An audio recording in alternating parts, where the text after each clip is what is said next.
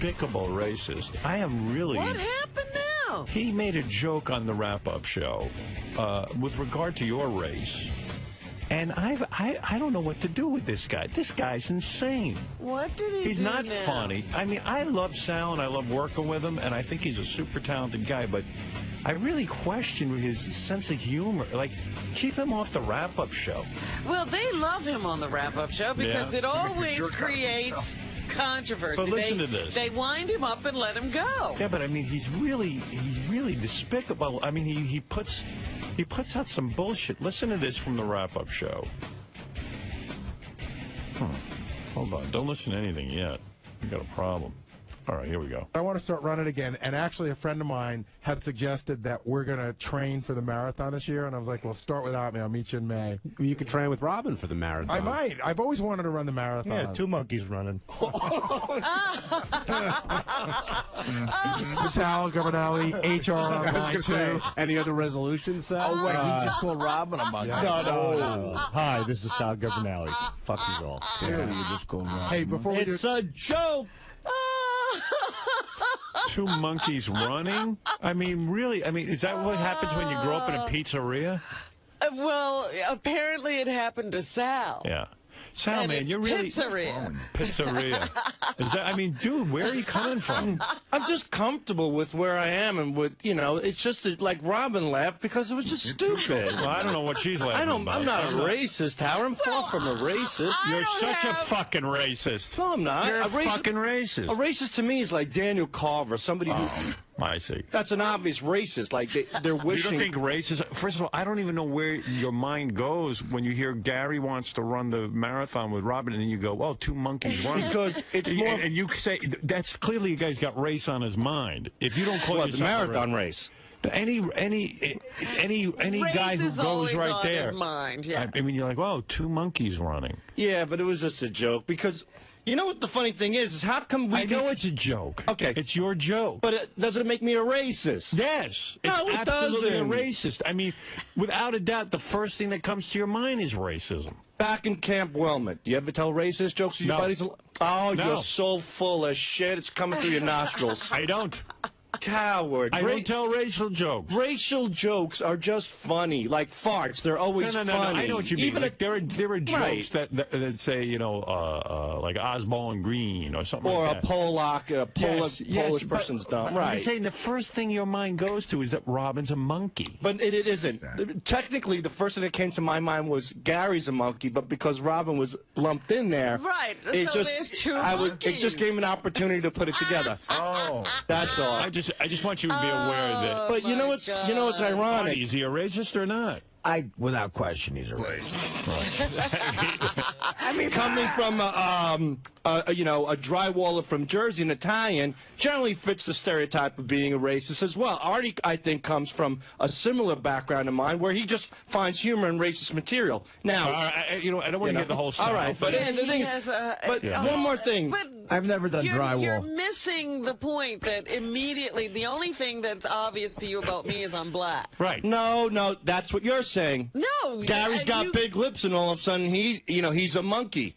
How come we could put Gary down for because years? of a personal trait. The only trait that I have that you Don't think even to get into comment this. on is my blackness. Yeah. No, it's ridiculous. All right, Listen, thank you. Thank if you, think Sal. real All right, quick, goodbye. we all evolved from apes, so some people, I don't know, just take a little longer to humanize. Thank you. Right, That okay. doesn't help, Sal. Technically, it's a scientific...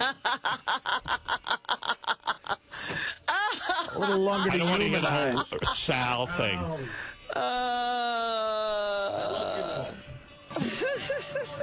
Sal.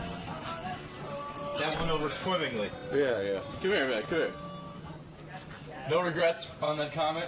No, it's just a stupid joke. Come on, cut it out. What an asshole. Did he says the word profound? But listen how he says it. A guy like Nick DiPaolo, Dave Attell, Artie Lange, these are the guys that I look up to, I learn from, I respect. Because I have a profound love for stand-up comedy. Profound. Profound. He is something else. Just running around out here going, is that wrong? Is that not how it's said? He's a racist, right, Gary? I mean, I know everybody has racism in them. He made his living off of making monkey jokes about me, and I get that. But yeah, when the first thing you think about Robin is that she's black and she's a monkey, absolutely. Yeah, I mean, there's no doubt. It's a racist thing, Sal. It's sort of, see, Sal doesn't recognize that he's racist. That's what's interesting about him. He's a liberal. Oh, he can't be, yes, he racist. doesn't believe that he's a racist simply because he's not filled with hate and wanting to kill. No, I enjoy racist humor. I don't. Not racist, racial. We've all told. Look, when I was a longshoreman, we all told racial jokes without question. But there's a difference between immediately thinking someone's a monkey when you hear that they're black, which is what your head is like. No, it's not. I mean, it's just an old joke. That's just an old school Didn't I joke. throw you out of here? Yeah, you know what? But he uses the rap that everyone does. Just because he thinks it's funny, he doesn't make it right. He goes, it's a joke. But it's a joke. It's a joke to you. The problem is, listen, you know how a fan could come forward and say, hey, like Rob Halford from... Oh, I got to get rid of him. What is he doing? All right, thank you. And if your racism bar is set at a Klansman, that's not good. Right, yeah. Well, compared to Daniel Carver, I'm not. No, get out. Oh, my God. I'm not going One into real this. quick point. No more points. It gets boring. All right, but that's fine. But I want to make one quick It's point. this dopey argument. No, you know how a gay person... It's a waste of my airtime. I got a lot to get to. Because I really mean this. Sal, you're wasting my time. This isn't the wrap-up show. Save it for that. I'm trying to make a point, though, to you. I think it's very Oh, my God. His wife is here. Hey, people don't understand the real. You know, when we did a gig in Baltimore, like 10 black people walked out of the show while Sal was on stage. Really? Yeah. What did he say? What did you say, Sal? I don't remember. Oh, bullshit. What did you say? He remembers everybody else's joke. You don't remember your own? Say one of the things you said. We bill ourselves. We bill ourselves as the killers of comedy. So these blacks thought it was the kings of comedy. Oh, stop it. It's the truth. And they came, and then they heard like a bunch of, racial jokes, and they got offended and left. All right. I don't think it had anything to do with me. me. Go back there and make But real quick, Howard, if I may. The way a person... No, I want you to leave now. It's boring. It's boring. I know it's interesting, and you're not today. God forbid I sound smart in this show for 10 seconds. You don't. Everything's over. But you're not gonna, though. Close your mouth, I would cunt love face. to hear what he thinks is going to sound smart. All right, all right, Sal. Robin wants to hear what you think sounds we smart. gotta hear this more. Thank you. See, maybe you're not a monkey after all. See, there it is. All right, what is it? Quickly, asshole. All right. You know how a celebrity comes forward and admits they're gay because they're comfortable with their sexuality, like Rob Halford. Arm of Sal. That's why he's so funny, because he doesn't know. Like, he'll say it before without even thinking about it. But it's so hilarious that he doesn't know, and it makes it even funnier. He's harmless. I mean, he's not going to hurt anybody. He's just a wacko. He's just going to completely offend them. Yeah, he just offends people. He won't physically hurt them. He just offends them. Sounds like a good man. Yeah, I love him. And he's yours. He's my man. That's my man. Sal. What? I feel like you cleared up this issue a little bit. Yes, I did. Oh, they'll never make me win, though. What about the sort of the foundation of the argument that, your automatic association between Robin and the word monkey, like you just thought to link the two together. Have you thought twice about that now? Let me ask you, have you ever heard Gary's made a reference to, we've referred to Gary as monkey. He's a white Italian guy, okay? People keep making references towards any race, any color, any creed. It doesn't matter. I stuck up for you. Funny as hell. I told him, you're harmless. You just don't know, and that's what makes it hilarious. There's nothing not to know. I mean, I'm saying you don't think before you say things. Right. And to me, you don't think about the trouble you get in. Yeah, and that's it's so what's great. stupid. Anybody who gets upset they're the ones who are not comfortable with who they really are, if you're uneasy about it. But That's don't you all. think after offending people time and time again that you'd start to, you know... I'm not offending anybody. People are pretending to be offended because that's the right thing to do. Nobody's really offended. That's why I said you're not physically hurting anyone. Yeah, I mean, like Daniel Carver, that's a racist. That's a man who wants people killed. That's a guy who thinks he's superior. I don't think I'm superior to anybody. You know what I mean? Who cares? You just want to lump all their, you know, their features together and make fun of them.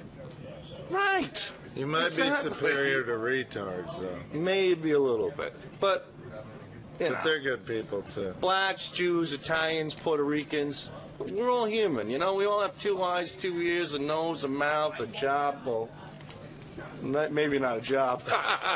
Lisa G's here. She's got the Howard 100 News Team's headlines for us right now. These are some of the stories they're working on back in the newsroom of Howard 100 and Howard 101. Lisa G toiling away with the Howard 100 News Team. And I am vamping. Lisa, come on, baby. Walk through the door. Yeah, she was right there. There she is. Oh, all right. Don't make me wait. Out there entering it up. I know. All right, Lisa, what do you got for us? Talking about the DVD release, Artie Lange, it peaked at number 3. Wow. Isn't that amazing? It was 101 yesterday. I know. The power of Stern. Did you hear that, Artie? Number 3 beer league. You're kidding. Went up from 101 to number 3 yesterday. On what, Amazon? Maybe put down the cupcake so you can get to your microphone. So you can celebrate. How you doing with that soda? I heard you were giving up soda yesterday. Still no soda, man. Yeah. But it's only a day. Yeah. But number 3, huh? What does that mean? Yeah. The guys. He wants to know, when does he get paid? Yeah, exactly. well. The guys did call me and said it had a really great first day. They were happy with it. Oh, that's good. But I think the ad budget is literally, it's so like pathetic. It's like $35,000. Oh. I'm like, what is that? That doesn't even buy you an ad on like a cable Yeah, show. that's not one ad. Yeah. Why even bother spending $35,000? Well, I said, yeah, don't even spend it. They're like, well, we got to go to a good first day. And it's, yeah, I'm on the Howard Stern show, man. Of course it had a good first day. Right. Yeah. You know, I heard Artie say he gave up soda, but I did see him drinking a Yoo-Hoo this morning. No, I said soda, exactly. Oh. Artie. It wasn't a Yoo-Hoo, it was a Nestle's. That's like saying instead of heroin, you're doing, Coke. Howard, Ronnie told me he just had Hawaiian Punch as well. I didn't. I did. No soda. It's no soda. What number cupcake is that? I didn't eat it yet, though, Robin. I'm just looking at it. Submit to an interview for a second.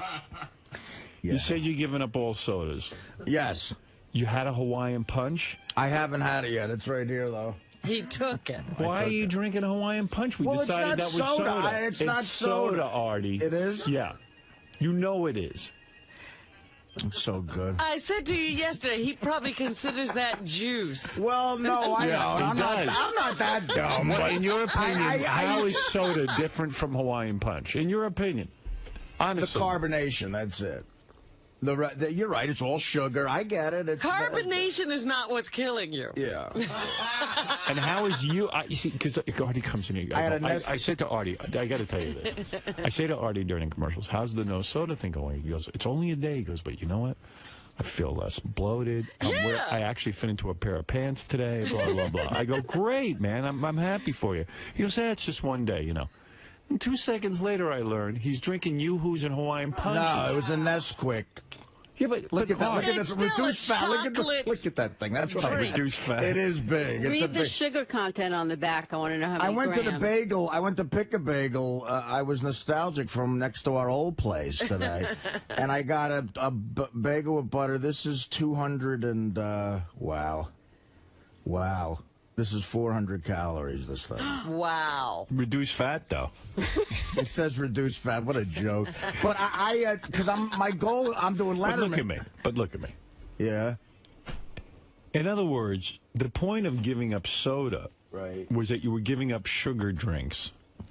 Well, so no, if I never you said that. substitute soda with Yoo-Hoo. I get no, it. you don't. Yeah, Yoo-Hoo I is do the get same, it. I get it. Excuse me. Yoo-Hoo is the same as soda in terms of the sugar. There's no difference between Yoo-Hoo and soda. When you say you're giving up sodas, I thought you meant you're giving up, like, sugar drinks. Well, I mean soda, Pepsi.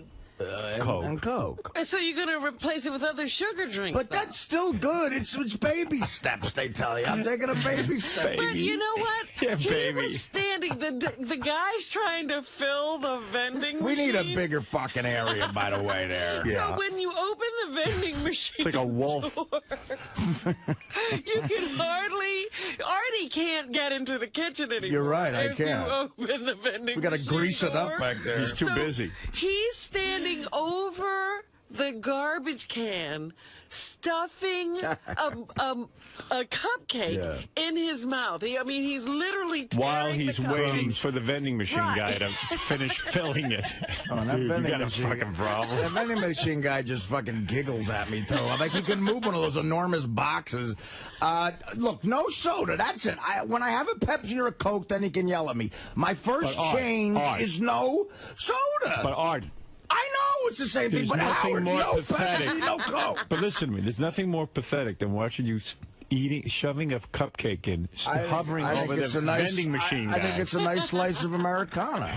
But you're hovering over the vending machine guy, filling yourself so you can wait. Oh, it's fine. It's out of control. I'll be all right. It's out of control. No shit. I am not drinking any soda. All right. When I drink a soda, you can yell at me. All right. What do you got there, Can I show you something funny? Yeah. He gave up soda, which has 41 grams of sugar, but he's doing Hawaiian Punch that has 43 grams of sugar.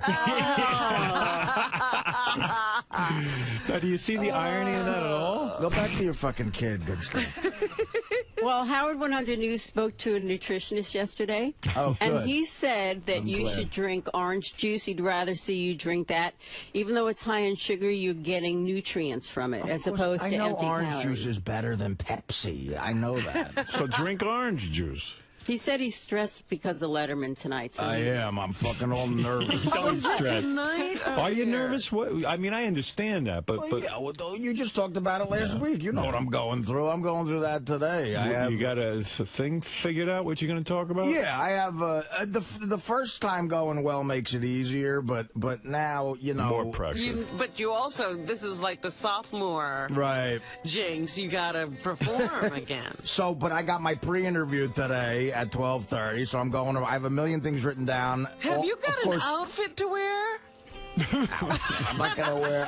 My goal was to wear these pants, but I think they might rip. God forbid that. But that'll get laughs. Fred, that's Dana music you're playing. That's when Artie breaks up with Dana. It is. Yeah.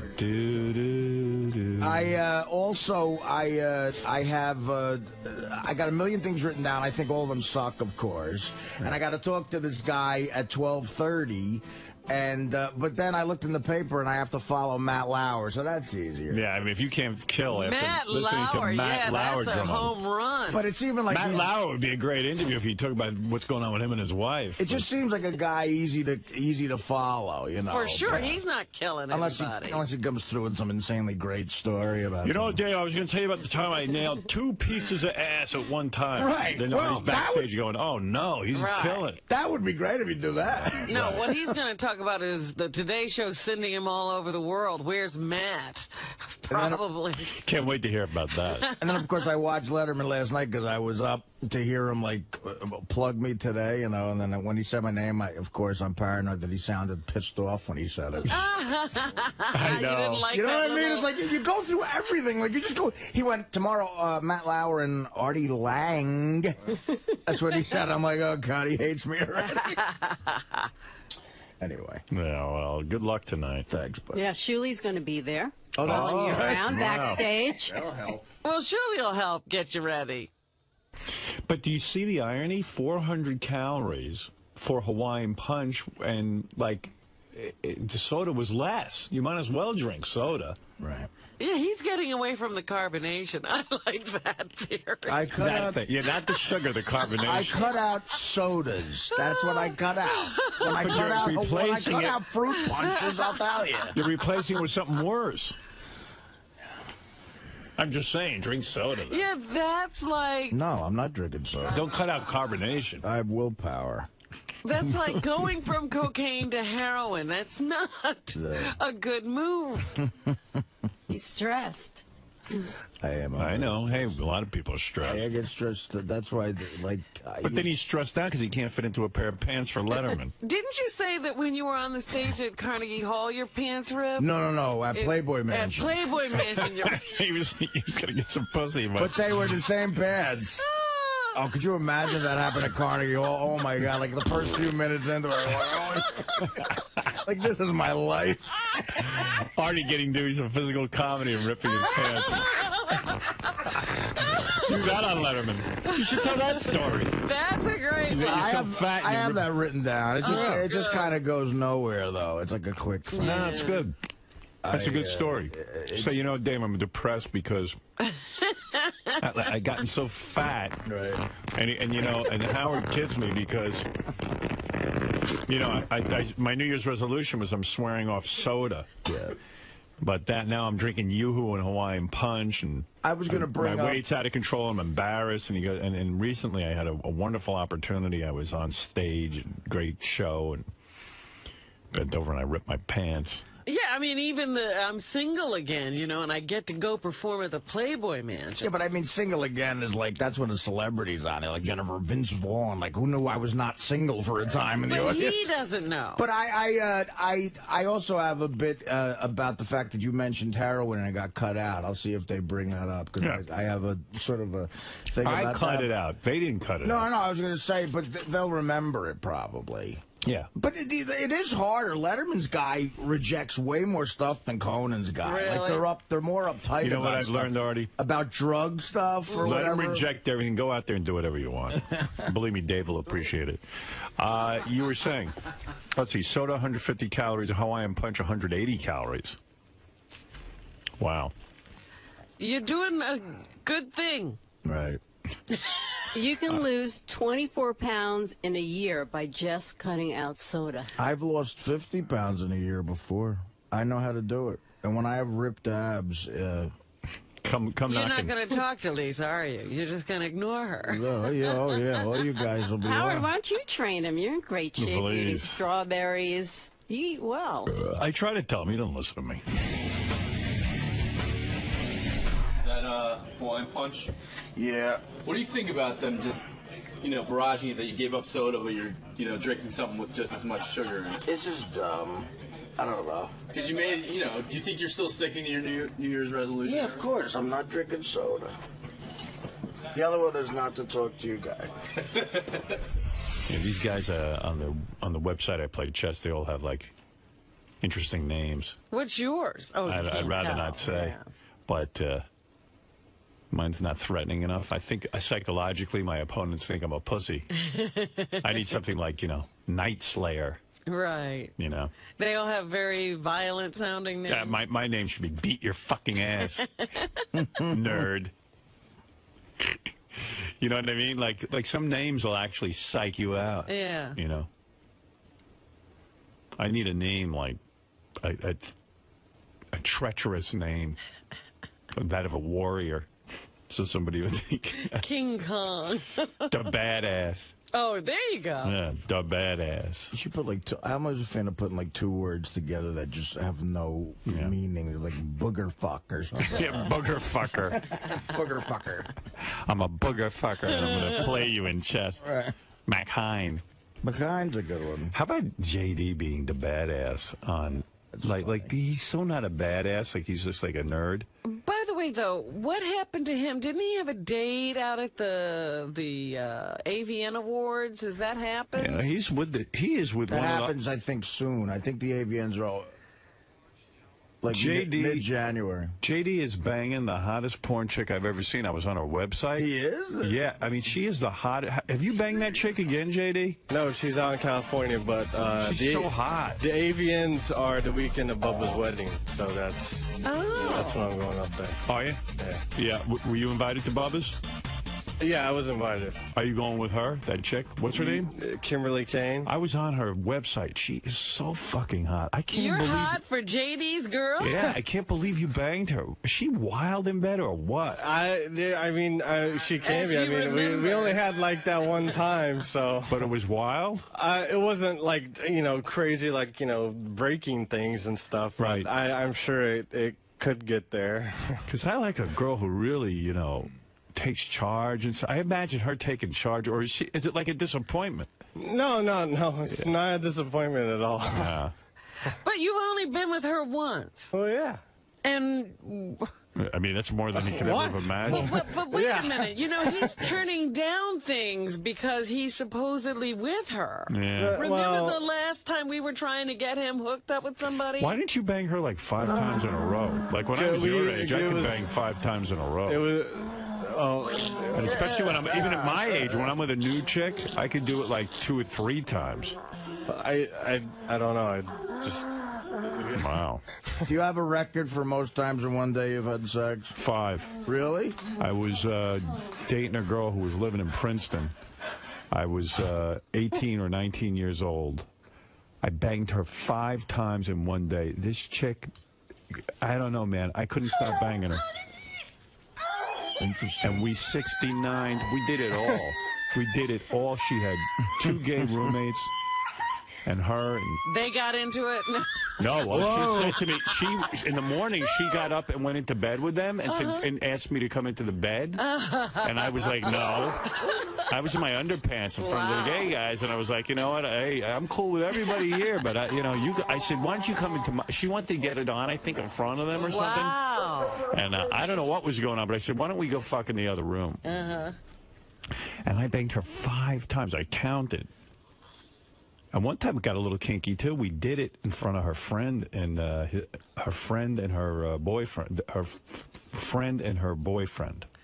Really? Yeah. Wait a minute, JD. Don't go away so fast. Hey, come in here, you douche. How could you be the badass on the internet? Finish your story. Come on. Now, I'm trying to brag that I got laid. Well, look, there you go.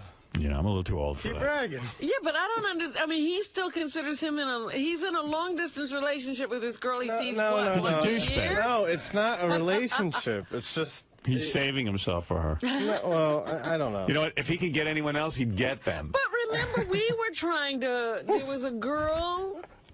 I forget exactly what was going on. Somebody that he could have banged. It was that 𝗵𝗵𝗄 girl. Yeah. He wasn't into her. He's really Kimberly Kane. Yeah. He's reserving his porn girlfriend for Kimberly Kane. Okay, all right. I don't blame him. She's way hot. And I don't think Kimberly was very happy, and Are you I would talking rather to keep her? her. Yeah, you'd rather keep her on the line. Yeah. Are you still talking to her every day? Yeah, not every day, but we still talk. Yeah. You think she's not been with anybody else but you? Oh, I know she. She ain't waiting around for JD. She's had to work. Yeah, beside work. Right, yeah. He thinks she's confining it to work. Please. Well, I mean, I don't know. She's so into you. The badass. Well, how do you give yourself a name, the badass? I mean, it was from high school. It was what the fuck do you want now? Oh, Richard Christie? What do you want to say? Chet? Hey. Sorry, this one ain't working. This ain't working. It's killing my show. Yeah, go ahead. please. What? There's an article about them on avn.com. Yeah. And she says, this is her quote, out of her list of suitors, JD is at the top. Yeah. I'm tired of that. Then why isn't she running to New York? Right, to yeah, see him? she's still keeping herself away from him with those other suitors. Howard TV's making a documentary right now about JD and his porn star girlfriend, and I can't wait for it. I hear it's going to be really good. Oh, my goodness. Yeah. Well, in October, like after JD had went out with her, she did a film with this guy. You got to see this guy she did a film with. He looks like Fabio, this big 6'5" muscle guy. And that's who followed JD. He's banging her on film. Sorry, JD. The badass. Do you watch her films just to keep up with? I haven't watched one in a while. I watched a shitload of porn on vacation because when I got back from Mexico, Beth went to visit her family. So I had 2 full days in the apartment, and all I did was play chess, watch Battlestar Galactica, and then when that friggin' blonde chick in Battlestar Galactica came on, I'd get horny and I go, let me go hit my porn collection. And you know, I just bring home random porn from the station. I have tons. I literally have maybe 100 pornos in my house. So the first thing I put in was chloroform girls, which I couldn't even beat off to. I got to admit, it was so sick. It's like a snuff movie or something. It's like these guys come in and they attack chicks. The first guy, there's a couple of scenarios. First guy comes in and he's got chloroform, which is a chemical like in the movies you put on a handkerchief and you give it to the chick. Right, when you're kidnapping somebody. Yeah. So you know it's all probably horse shit, but meanwhile, just watching it's disturbing. The guy comes in, he chloroforms the chick. Now she's naked. Now he can't fuck her because in porno, if you bang a chick who's unconscious, you're going to jail. Right. You know, that's like rape. So all he does, he takes her, and she's laying there like dead, and he ties her up. Then he unties her. Then he takes off, like he'll take off all her clothes and put her in a schoolgirl outfit while she's unconscious. And then she wakes up, and the big thing in chloroform girls is when the girl wakes up, she's all confused, and she goes, "What did you do to me?" She goes, "What? Where's my bra? Where's my panties? What am I in a schoolgirl outfit?" And he'll go, and then she'll struggle. He'll be holding her, and he goes, I changed your clothes while you were unconscious. She goes, "You what? You changed my clothes?" And then she goes, what? And then all of a sudden he chloroforms her again. And then he knocks her out and he drags her back to the bed, ties her up again, unties her, rubs her ass a little bit, and then dresses her up in like a different bra and panty outfit. Oh, no. So every time she wakes up, she's in a different outfit. So it's almost like, I'm like a makeover show or something. Makeover. So I'm sitting there getting nauseous. I go, I can't beat off to this. This is so depraved that even I can't beat off to this. That is a riot. So then the next scenario, the guy is interviewing a chick for a job, and chicks in chloroform videos are not that hot. They're a little bit chunky. So this chunky chick is sitting on the couch, and the guy goes, and the guy looks like he just stepped out of hillbilly heaven. He looks like that guy on Bubba's show who talks funny. Ned. So he goes, "If you want a job with my company, you're going to have to allow me to chloroform you." And she goes, "What?" He goes, "Well, if you object, then I'll show you the door." Like this would be the massive sexual harassment suit. Right. He goes, "Well, if you agree to be chloroformed," she goes, "Well, what's going to happen to me?" He goes, "Well, you don't even know what's going to happen to you, but you will be chloroformed. You don't want to do it, then leave." And she goes, No, I'll do it." So this guy takes the chloroform out, he chloroforms her. and he she's passed out on the couch. So now you're waiting for something big to happen. Well, of course, you can't have sex with her. Mm-hmm. So what he does is he takes off her bra and he starts to play with her tits. Then afterwards, he puts her in a new bra. She wakes up, she goes, "Oh my God, what have you done to me?" She goes, "Where's my old bra and panties?" She goes, "I'm wearing a new bra." He goes, "That's right. And I'm going to chloroform you again." She goes, No, don't. I'm saying, why not? You get a nice sleep, and you get a new pair of bra and panties. What is it, just like Project Runway? I don't know, but it freaks out these girls that, it's like, yeah, what kind of weirdo is changing? She goes, "Well, what else are you doing to me when I'm unconscious?" That's the whole rap, Yeah. And he goes, "Well, wouldn't you like to know?" Meanwhile, he's doing nothing. He's a homo. He's a homo. He's changing her clothes. I mean, it sounds like the worst porn ever made. It's so bad I couldn't beat off to that. And then I beat off. Then I got some other one that was horrible. It was just like the girls weren't doing enough stuff. Can I make a suggestion to you? The guys are wearing rubbers. I don't know what it is. Yeah. Whenever the guys wear rubbers, I can't. Yeah, it ruins beat the off. fantasy. Why? I don't understand. I wear a rubber. I understand it, but I just can't get into it. I don't want to watch it. So then I put on Savannah Sampson. She did the trick. She's so dirty. I mean, she's just blowing guys and getting fucked by 5 guys in a row, and she looks good, And then you want to know who else I beat off to? Because and this was unbelievable. I beat off, and then I waited 10 minutes and beat off again. Like I was in beat off heaven. That Carmen Luvana. Carmen Luvana. Yeah, she's hot. She's hot. I was beating off to her. But Howard, can I make a suggestion? But sometimes she introduces girls. Like she'll go, "Oh, I watched this one where this is the one that sucked because there was too many rubbers. It was a slave auction, all these rich dudes and even rich hot chicks show up at the auction. You got too many movies with plots. I know. There should be no plots in these movies. I know. Like a little plot. No plot. Yeah, you need to watch too much goddamn plot. You need to watch 𝗵𝗻𝗿𝗱 or something like that. No, well, I don't like that. That's too hardcore. But these chicks go on stage and they're auctioned off for a sexual fantasy for the highest bidder. And it's like a secret thing, and some guy pays like $5,000 for a chick, and so he gets her to the house, and what does he do? He ties her up to a wall and takes pictures of her. Oh, please. And I'm like, you frigging homo. For $5,000. $5,000? She's like, and the woman's like, all he wanted to do was watch. He was so kinky, and it turned me on and made my pussy wet. And I'm like, yeah, okay, so whatever. It's got a lot of narration. Narration. So then finally, Carmen Levana does it. Carmen Levana's like, but then even she is into this weird thing. She's starting to think she's so hot that she's like Jenna Jameson. Right. She goes, I had a fantasy the other night about my friend. Oh. And then her friend comes out who's a big fat whore. Oh. And I'm like, I can't beat off to you, so I'm fast-forwarding until I get to a Carmen Levana actual sex scene. Finally able to beat off. Is Carmen Levana, has she been on our show? Yeah, you were in love with her. Right there, that's her. Which one? Oh, yeah, that is.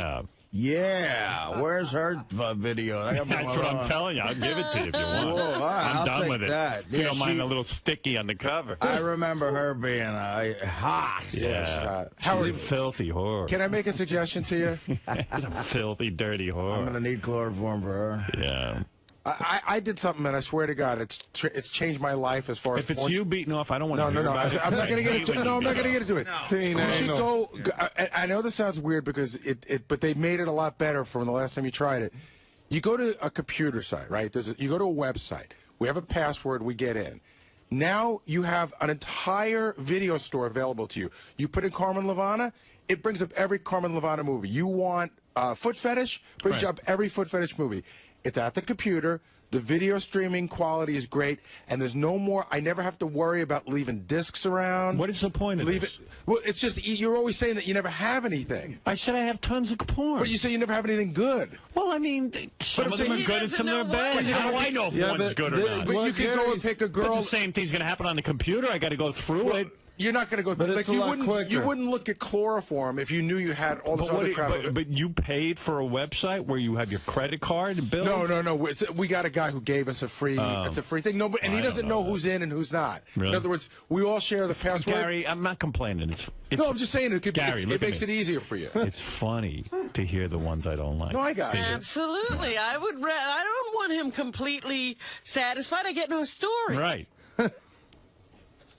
Well, not entirely true. You'll get stories out of the ones he liked, too. I'm not going on a website. And you know what? I don't want to beat off on a website. You don't want to beat off to the computer. Because I like to beat off in my bed, and I like to have it on the big screen. I got a big screen in there. It's a whole ritual I go through. Penis must be like 3 foot long on your screen. You're gay. I mean, I wouldn't know. Who would think of that? Why would he think of that? Why wouldn't you say vagina must be really big on a screen? Well, because you don't want to think of a vagina as being huge. No, I mean, you don't want to think of vagina. You want to think of dick. But doesn't it turn you on? It's not gay to get turned on by watching a guy with a massive penis bang a girl in a porn. You want to know something? I try to ignore the penis. Like, my thing is, like, there's this guy, Peter North, and I love, like, it's not gay, but I love his movies because You're gay. There's no doubt. You like the way he fucks? Well, he shoots the biggest money shot you would ever see. Oh, my God. You know what? I fast forward through. As soon as I see they're getting close, I don't even want to see cum. I don't even want to see it on a woman. I don't want to see any of that. That's the only part I That's want. the gayest part of Your it. favorite porn star's a guy? Your favorite porn star's Peter North? Well, for guy ones. Dude, why don't you try sucking a guy off? Well, I bet you have. He bangs the hottest chicks, though. That when you watch his movie. Sal and Richard are into these really, Howard, really weird, hardcore. Like Sal watches ones where all these guys like finish in a glass and the girl pours it on her head, and just like they do. He hates women. Well, it's complete hostility towards broads. I'm not gay, but I love Peter North's penis. So big and thick, And full his and nuts veiny. is enormous, too. I wonder. The biggest load. He shoots such a good, healthy load. I love to watch his That's the penis. only part I watch. Like, I time my finish the same time as his. Of the video you watch is his load? Well, it's something about it turns me on watching the girls get that all over them. What? You don't watch the other part with the chick's tits bouncing around? Well, a You little got a bit. girlfriend now, right? Do you come on a Nothing's face and happening. stuff? No, I mean, no, this is, as far as movies, that's Get in my, here, JD. what I like in movies. Where are you going? What did you want to say? Nothing. I was just standing here and What, are you getting pissed off? No, I just. Man, you got something to do? JD, who was that guy that Kimberly did a movie with right after you were with her? Evan Stone, is that the Evan Stone. I really miss you, JD. Oh, wait, I got to go back on set. Evan Stone's going to put his massive penis inside of me. The guy's in perfect shape. He has hair down to the middle of his back like Fabio. I don't know. Since I've met JD, I'm working more. All right. Well, thanks, boys. Thank you. All right, Anytime. there you go. There's the boys. Talk about porn. Richard does fixate on those men, though. Wow. He even just said with JD, the guy's in perfect shape, hair beautiful. He got long hair down the middle of his back. I couldn't tell you one of the porn guys from the other. I mean, I love the guy, but I really do think maybe there's some gay stuff going on there. There's no doubt. I mean, there is no doubt that he is gay in him. Yes, Benji. You started to say something I think was a big revelation for you. What is that? That you fucked in front of this other couple. No, when I was 18, what happened? Yeah, I did. No, but you've told us that story before. Yeah, I did. That you and in fucked? fact, I I'll never- tell you a better story. The chick who we were fucking in front of is a girl I fucked. And I was 18. So, you know, Howard Stern had a few, if you don't mind me, a third person, he had a few sexual experiences as a young man. I'm not totally gross. Were they just in the same room, or was it intentional? Same room. To watch. Were they fooling around also? Yeah, they were getting it on. And you were looking at them. They were. I got looking at you? uncomfortable. I brought my girlfriend upstairs. That shows you I'm kind of a prude. Like, I don't really want to get into a weird scene. I just like banging women, one-on-one. You couldn't have two women? That wouldn't be okay? I don't care about that.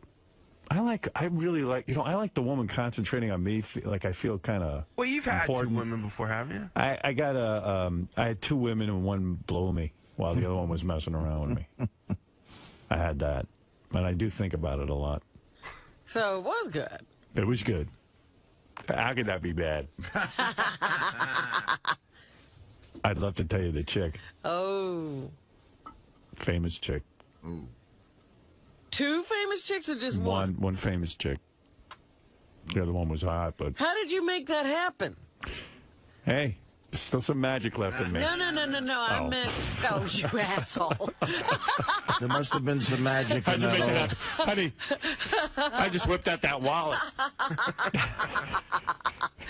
No, I meant, did they know each other? No, they didn't. Really? That was even hotter. Wow. We all met up. Uh-huh. And I knew the famous chick for a while. Uh-huh. And then... Who did more of the picking up of the third chick? We met her, and I don't want to get too into it, but... No, but I mean, were you at a party? Were you at a club? Or We met at a club. Yeah? Yeah, we met the chick at the club. Had you guys discussed that you might do a 3-way? Yeah. I didn't say we went back home. Oh, you did it there? I ain't saying nothing more. Oh, my goodness, you animal. Yeah, I've had some crazy times. I mean, not as crazy as some people, but You know what? I'm never going into these clubs again. Yeah. People are banging right there. You had a great 4 months. I did. Great. You know what? Thank God it ended. Thank God I met Beth, because you know what? I'd be dead. There's no way I could go on like that. Even Ralph said, "There's something wrong with you. You're like on fire." I don't think you would have, because partying didn't go along with it. You know, I think if it was just sex, I think you'd be fine. Yeah, I didn't party. I just had sex. That's what I mean. Like if it was, I was still in bed early. If you had an issue with other shit, that might have been bad. Kept my eye on my job. Not really. You were tired. I was pretty beat. It's like, what the It was heck the is job or wrong getting with laid. him? Then I found out he's staying out I was. every night. I went nuts. And why not, though, right? Please, that wasn't you going nuts. For me, that's nuts. You going nuts was not having somebody at home. That's why you I were know. outside. I can't be alone. I can't be alone. You went nuts as soon as you walked in the house. Yeah, well, there's nuts and there's nuts. You read about, like that Rolling Stones book I read, like, they were nuts. Yeah. I wasn't that nuts. Yeah, but, You weren't nuts who needs until to you be, went inside. Who needs to be that nuts anyway? You know. You don't have to Yeah, go, look at them now. you don't have to go too far. They look terrible. Right. What is it, Richard? I just had an idea that they suggested maybe I should say to you. Would a good bit be, I think it might be funny if, like, you chloroformed all of us. And then dressed you? And then changed our clothes. You want me to do that to you? I'd be willing to do that, yeah. You want to be nude and unconscious? And have have me change. All right, I'll tell you what, we'll do that tomorrow. Okay. All right. Get some chloroform. I'll chloroform my you. God. You know what I read, though? Like, after the chloroform video, I read some shit about chloroforming. And it turned out that, A, it's very, very dangerous. B, Right, it's not an exact science. yeah, and B, it actually takes a long time before somebody passes out. Yeah, it's not like in an episode of Batman. Right, where they go right away. You know how in the movies it makes it seem like a minute later you're unconscious? I could be here earlier tomorrow. What is it that appeals to you about having me undress you and you being naked? I think it'd just be a funny bit. Plus, I'm kind of curious of how it feels to be knocked out like that. Yeah. Well, maybe Just we get can high. It's like getting high. You get fucked up. It's like knockout. You ever get knocked out in the hospital for an operation or something? Maybe we could have a doctor come and knock you out and I'll undress you. Okay. How gay would that be? Get some anesthesia. That would be the funniest TV episode. This asshole's laying there naked and I dress him up in prom panties. You know what I realized? You know what would really be funny? Yeah. Is if you knocked him out, then you stuck a huge Dildo in the As long as I'm knocked out. Could write shit on his face. And then could somebody you do come all on me? kinds of things to him, and then just before he wakes Shit on up, you clean him up and put him back in his same clothes. What if we knocked you out and then like buried you alive somewhere? You woke up in a That's not as fun. covered in bukkake. You know what I realized? Someone was getting into the whole Sal makeup rap, and they realized that he's got black circles around his eyes. Yeah, like a raccoon. Yeah, and Richard has white stuff around his eyes. It's the direct opposite. You got that crazy white, like... Yeah, his eyes sort of have a halo. Yeah, like I've been wearing sunglasses when I get tanned, but I don't tan, so it's just a weird complexion thing. Let's get back to chloroform. God. You devil. I'd definitely shave your be hair. into that. I don't understand. What if we just knocked you out with a bat? When I woke up, there was a bra on me and a dildo in my ass. What happened? What'd you do to me? I would like to be unconscious and wake up with Peter North's big dick in my ass. Thanks. Yeah, I would be into that. I mean, it's for the sake of good TV, so you can knock me out. I woke up and there was this enormous load on my belly. Somebody's came all over my belly. My face looks like a glazed donut now. Like, what would be the pleasure of you? The actual waking up and you see a nice new outfit on you? Is that the pleasure? What kind of outfit do you want to wear? Like when I like a dress you? schoolgirl outfit or something would be good. Dude, Want me to shave your pretty legs? Yeah. Admit you're gay. Yeah. No, it's come just out a of the funny closet. bit. You want to be in a schoolgirl outfit? Well, I don't mind. Admit you want a guy to put it in your ass. I don't. Admit I it. swear I don't. I There's think nothing. Richard was wrong. Nothing about anything in my ass that turns me your on. mouth. Or in Not your in my mouth. Would you like to lick Sal's Nothing. penis? I don't Why even you like lick his penis. No, I wouldn't do that. Maybe for $100,000 or something. I think. Here's what I think. Didn't you kiss it once? No, I never did. Or you did something? He touched it. He painted it. Yeah. Oh, well, painted yeah. his Well, guy. we painted each other. You rubbed Yeah. it. Yeah. Yeah, so that's not gay? No. Yeah. I mean, just the fingertips. To the best of my knowledge, I've And never my touched penis. another guy's dick. I don't think. I mean, I doubt it. Unless you erased it from your memory. Unless I was chloroformed. Yeah, but you had jizz on your chest. Yeah, but that was an accident. He was banging a chick. I wasn't looking for it. Yeah. See, I think my theory is like reading between the lines with you. If you were both drunk in a club, you and Peter North, and he came on to you, I think you might kiss him if you. No, I never would. I swear. Didn't you and your friend used to I jerk off in front of each other? Yeah. Like you'd look at his naked body jerking off, and you would jerk off. We'd kind of just talk about it while we were doing it. We didn't really stare at each other. That's so gay. We talked about chicks at our school that we liked and Oh, stuff. that's great. Hey, did you see Maggie's sweater? Yeah. No, all I could see is you rubbing your dick right now, dude. It was in a tent out in his yard. That's exactly what the priests do when they're molesting little boys. You know, when the priest was molesting me, he showed me pictures of naked women. That's we what were both the same age. All right, get out of here. You're definitely gay. That's what other gay perverts do. Look into chloroform and find out if it's dangerous. I'll go start looking on the internet All right, for it. thank you. I mean, yeah, why would it be dangerous? It's poison that knocks you out. I like that could kill you. Chloroform. and wake up in a schoolgirl outfit. I mean, goofing around, we didn't suggest the schoolgirl outfit. He did. I know. I don't know, schoolgirl outfit. I don't know, something pretty. Something nice and plaid. Bra. Crowbar opened his head and saw the dark stuff inside it. What happened to him on that farm? So JD, are you still excited to go to the AVN Awards after all that porn discussion? I'm excited. I'm not so excited about the cameras following me around and whatnot, but I'm excited about the actual event. Well, what about hearing, some of the things that Kimberly or other porn stars go through? Like, Richard really laid it out there.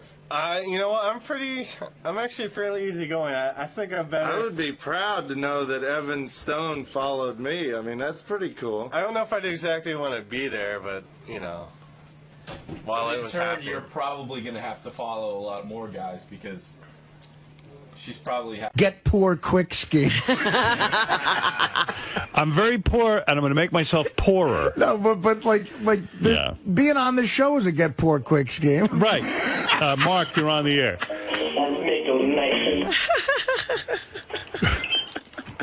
Big fan. Mark, go ahead. Hey now. Yeah, I love it. It's some pretty good rap there. You should go head-to-head with Isaac. Yeah. Douche the rapper.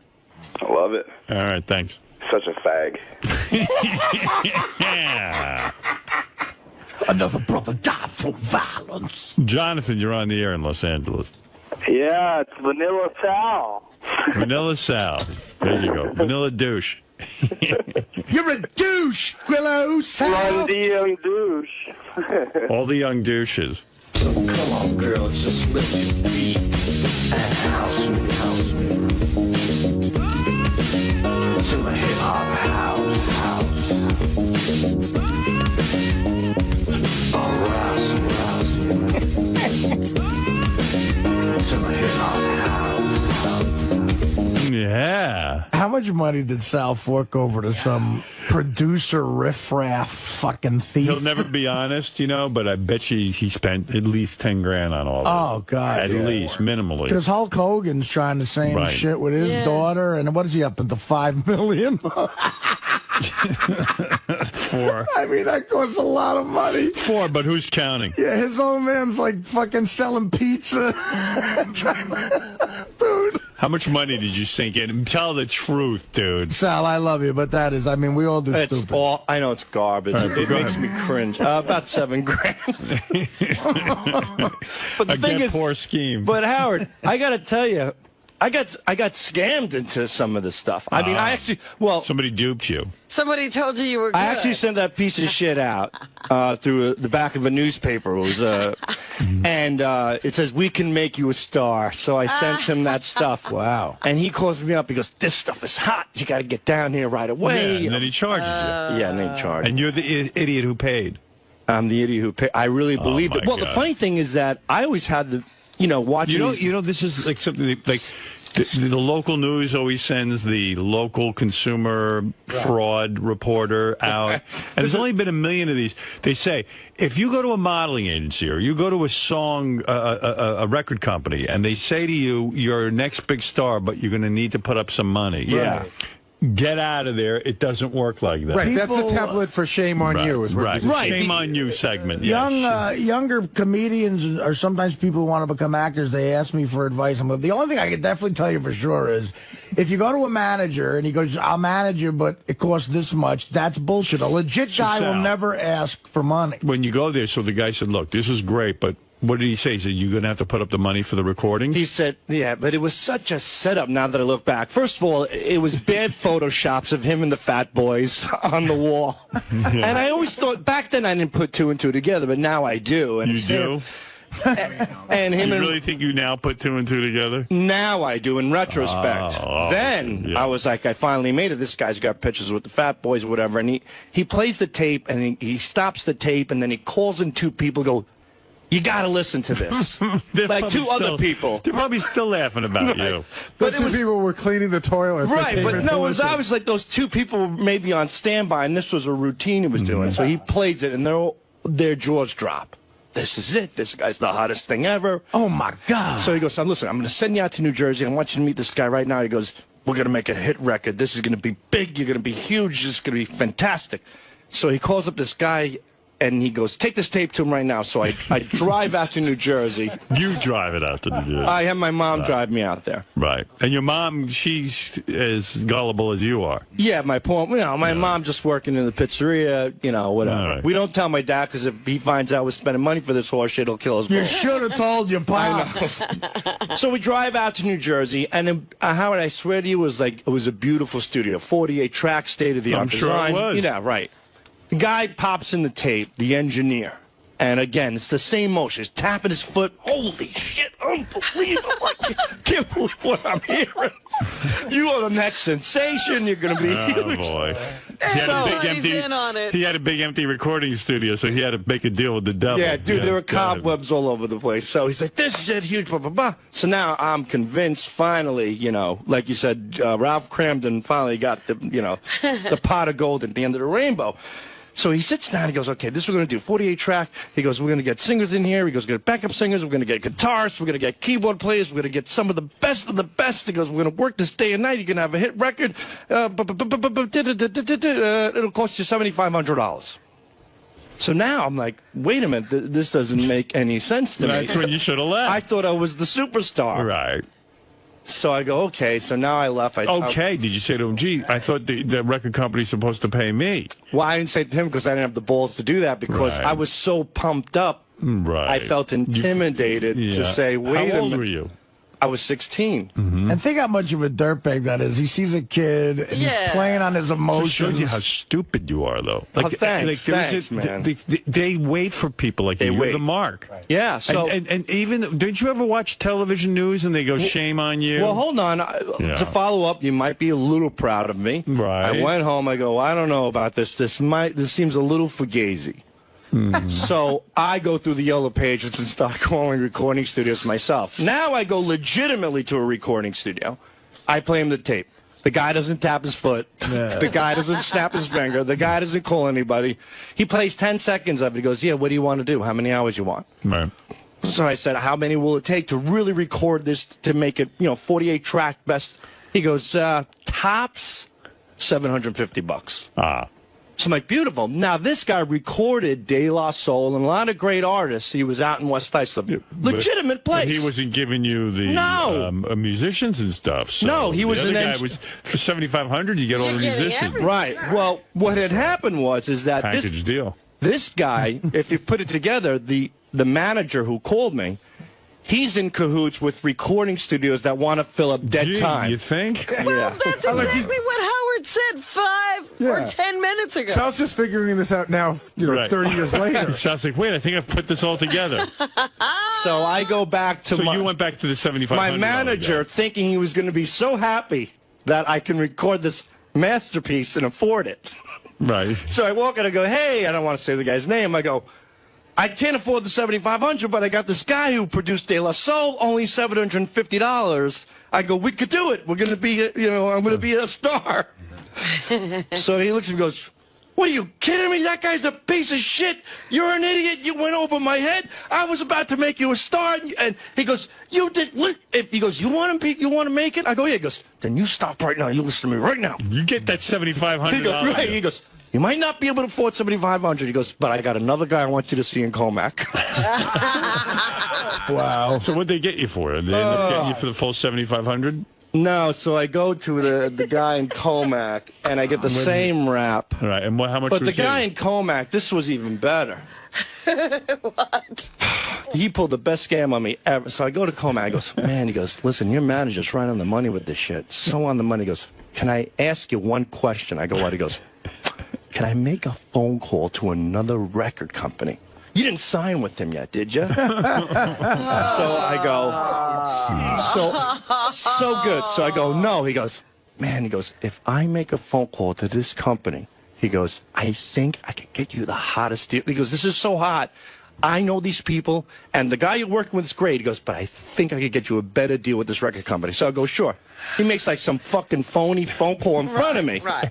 You're an idiot. He puts you are an imbecile. He puts the phone by the speaker. Mm-hmm. Yep. Right? He goes, yep. He's going right, back and forth from this. I'm like, wow. I go, this is unbelievable. I go, now I got two guys. It's a bidding war for my music. Right. And I fall for it. And then you're an imbecile. This guy hooked me. He hooked me. How do those guys sleep at night? And how much? Well, how much? How much well. did he hook you in for? That guy originally gave me a price for $4,500. Yeah. And How'd they get you up? Well, no. He got me for $4,500, but it ended up costing me with him. I went to the bank and I took out a loan with interest and everything. Yeah, and my mom co-signed it. Almost retired. Your mom co-signed. Yeah, but I paid off every nickel. Good for you. So, and that was, so now I record this piece of shit. By the way, Howard, the final product of that 48-track recording is Shake It, which Fred plays all the time. Yeah, we like that That was one. the masterpiece. That was the math. This is the fine. Yeah, I like Take Me Out. So this is the 48. This is the single. Yeah. I can hear the difference. Yeah. To the other musicians, they're all in on it, I guess. Yes, and Al Greenwood from Foreigner did the keyboards on Hey, it. can I ask you a question, though? When you went back to the guy for $4,500, did you ever say, but I found a place that could do for $750? Yeah, I just did that. I went back to my manager, go, I got a great deal. So he goes, no. He goes, But how much money do you think these guys can make? $4,500. Well, what The guy happened? has They the are studio. bringing in musicians. They brought in and stuff. legitimate musicians. They had to pay them something. Yeah, I don't know. But the funny thing was, without a doubt, I was never there for these recordings because these. Did your mom or you ever say, gee, I thought the record company is supposed to pay us. We're not supposed to put up the money? What record company? Right. I always thought that. You always read about these rappers and how, they became overnight successes because they found a guy who took them under their wing. Right. I was a guy, I was the jackass that walked in. So after I recorded this and I was going to be this big star, all of a sudden all the negotiations fell through, like the record company from this guy who, the new engineer who called didn't get back to him. I go down to my manager. I go, hey, we got the final product. He goes, great. He goes, I need you to go to this tape duplicating business and make 500 tapes, cassettes. He goes, I have to send them out and distribute them to all the record companies. How much so did I said, cost you? Yeah, well, that's the thing. That cost me another $1,000. So I said to the guy, well, but hold on, man. So I said, look, I really, You're an asshole. But he's only 16. I know. You're a fucking idiot. Sad. What a moron. Yeah, so I go, okay. At 16, this might have happened. And I'll never forget. Sal, I could fucking get you a record contract if you give me 10 grand. I know. I go to Deer Park with this. I'm so deflated with this tape, and I pay that. So that's that money. $5,500. So you make the 500 copies? Do you bring the 500 copies to the guy?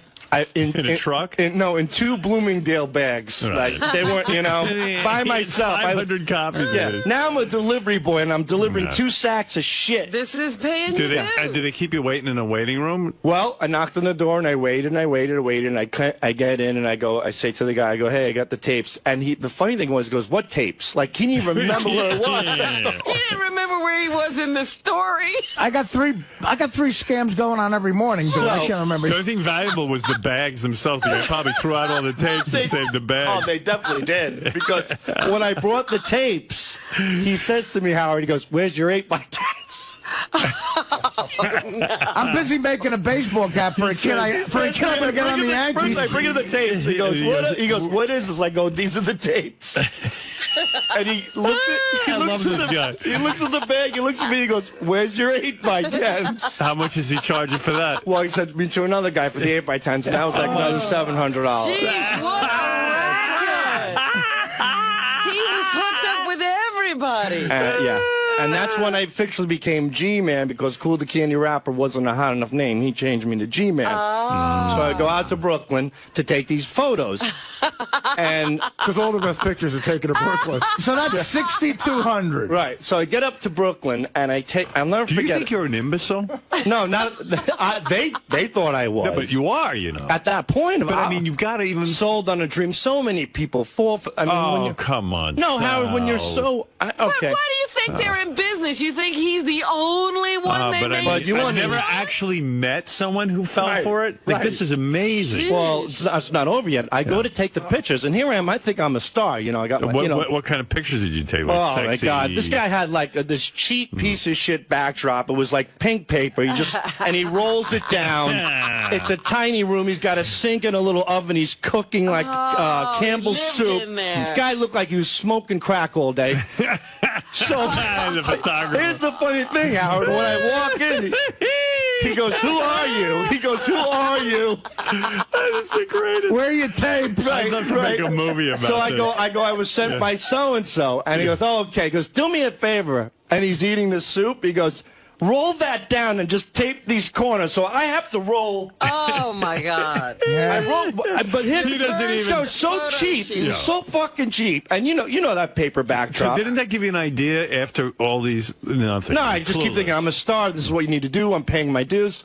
I tape the paper down, right? He goes, just roll it. And he goes, there's duct tape there. I go, okay. I didn't care. He was eating. Now take your pants off. No, well, it came close. I step on the paper with my shoes. Yeah. And the fucking guy slams this thing. He goes, you fucking imbecile. He goes, you got stains all over the paper. You know how much that shit costs? He reaches for a can of pencils. Yeah. Gives me pencil erasers, got me on my knees, and I'm erasing the foot scuff marks on the paper. Not only do you pay to have Yeah, this he's done, yelling you at me, clean. and You have to clean his room. And you gave him $700 cash at the end of the shoot? That my mother covered as well. Oh. So then... What's with your mother? She's buying into less the dream. sense than you. No, if you grew up in my house, believe me, I think she probably realized I was an imbecile, but she took sympathy on me. Like, I don't know, maybe she wanted to declutter all the shit in my head. How many scams does she fall for every year? Not many. I was the only one that did it to her. Yeah. So I get back, and I get in the 8x10s. Like, if your mom gets a letter that says, we have $80,000 sitting for you in a bank account in Israel, and all you have to do is send this $5,000 and it's yours, would she send the money in, you think? I don't think she would. I think she would. No, She's I don't know. She's got to be one of those. And you, too, I think you would. No, I wouldn't. Howard, do you think if Sal was a woman, he would have blown everyone in the story? Yeah. Like they would have totally gotten him to, like... Right. Yeah. Oh, yeah. I think there's a chance it's still out. Right. He's not telling us that part. So I get him the 8x10s, and I go back again. Right. How many 8x10s do you have now? I don't know. They tell me it's like a whole case of this stuff. I think I have still a few at home. They're awful looking. You could tell there's nothing put me. He's like, stand there, don't move. 2 snapshots. They threw me out. And that was it. Oh, $700. my God. They're like $700. passport photos. Right. Yeah, and there's people in the waiting, like not in the waiting room, like in the lobby there. Yeah. It was like a fat soccer mom with her 2 ugly kids that she thinks are going to be eventually like, they're idiots. Beauty pageant. They're idiots because they think their kids are going to be models. Your mom thought you were going to be a rapper. Wait, hold on. I fell within the same idiotic realm Right, we exactly. were in. You know, we're all in the same group. All right, so you bring back the pictures. Now you have the garbage bag full of tapes. I have 2 garbage bags full of tapes. Well, at least you brought them in garbage bags. You saved the guy the trouble of having to put them in garbage bags. You know what I mean? Here, please deliver these tapes in garbage bags so the guy can just throw them right out. Could you put your 8x10s in the garbage bag as well? So you go back to the record company, and it's still there. Right. It's everything. Well, I don't know where the garbage bags are, but I bring him the 8x10s. He goes, okay, now I'm going to get to work. I'm going to be in touch with you very soon. He goes, it's going to be very, very big. Thank you very much. Goodbye. Throws me out. A couple weeks go by. I call him up. I go, hey, you know, what's going on? And he's like, look, I'm very, very busy. Don't you understand how this business works? He goes, how the fuck am I supposed to make you a star if you're not giving me the opportunity to get your stuff out? He goes, did you get me the tapes? I was like, what? At that, I couldn't believe. I said to him, did I get you? I brought 2 fucking garbage bags down at tapes for you. He goes, what are you talking about? I go, I brought them to you. I threw them out. Yeah, so he does one of these things. Hold on one second. Like, Ethel, where are those tapes from 𝗏𝗏𝗏𝗏? Oh, okay, yeah, we're on it. I know why I got confused, because you're a candy rapper, now you're... Some bullshit. Right. Then he calls me back. He calls me back, because I think he feels like, oh, my God, he's onto this idiot. He felt bad, yeah. No, he thinks that I'm onto a scam. So he goes, listen, I got a great deal for you. He goes, have you ever heard of publishing? I didn't know publishing. He goes, you know what, Sal? We need to make a TV commercial. How much you got? So I don't know what publishing is, but he goes, once you become a star, your stuff's going to be played everywhere. He goes, how about if I told you every time your song was played, you're going to get paid? Right. He goes, the guy knows the business. Yeah, he goes, not only are you going to make money from sales, but publishing is where it's at. That's where you're paid for the rest of your life. I said, wow, that's great. He goes, so this is what we're going to do. I need you to come down. I need you to sign a publishing contract. So we have the rights to get this out and get you paid every time. He goes, it's going to cost you about $1,100, something like that. Right, okay. Right. So now we're up to, let's see. That's where we get to about 7. But I told him, I said, I went to my mom, and I was really upset. You should have said, screw the publishing. You guys can have the publishing. Just make me a star. Right, and I think you never give him the 1,000? No, he gave me a deal. I think it was like $450 for the contract. For the contract, a piece of paper that he's had. Right. That's just a boilerplate contract. Which I think you're entitled to publishing anyway, as long as you're the artist. I don't think you pay additional money, but he made me. Well, you do. I did, like an idiot. $450 for the publishing contract. And that's it. Never heard from him ever again after that. Did you call him a couple of times after that? Yeah, never returned. You know, this story's probably 50 times funnier. You know, he must have been calling and calling. Well, I did. I called all the time, but I wish I had those calls on. But here's the thing. After all that, a year goes by, and I notice his ad's not in the paper anymore. But there's a new name. You know what I mean? So I call up that, and I'm like thinking, hey, maybe this is a legitimate company who will like my stuff. He picks up the phone. Oh, they went through a name change. You all over This went through a name change, right? Yeah. So, did you get me those tapes, Sal? So when he picked up the phone, did you say to him, hey, this is Sal, remember me? No, I didn't say anything. I was just like, Sal, you know what your problem is? Your music's a year old. You can miss the mark. We got to start all over. We got to make it. So from my math, that's $6,650. Yeah, I said about $7 grand. Yeah, around that. Round 2, just for you. I wonder if you even listened to the tape. Nah, not one time. Of my rhyme, I'll do it fine. So it's sure to be in line. Until you fall, I hear you call. For my I got a report on Sal, by the way. I heard that Sal was out performing this weekend. Friday night, second show. I heard Sal got really, really drunk. Usually does 10 or 11 minutes. Did about 20 minutes. Most of it didn't make sense, but I heard you were as racist as you've ever been. I like that you're racist and you got the N-word jokes and all that stuff, and yet you were a black man. You were trying so hard. Right. Maybe that's why you don't like black people. But I do like black people. You can't do black music. No, you don't. Yes, I do. Oh, I admire the black man's work. That's probably why I was doing it. It has nothing to do with that. I don't remember one word I said on stage Friday night.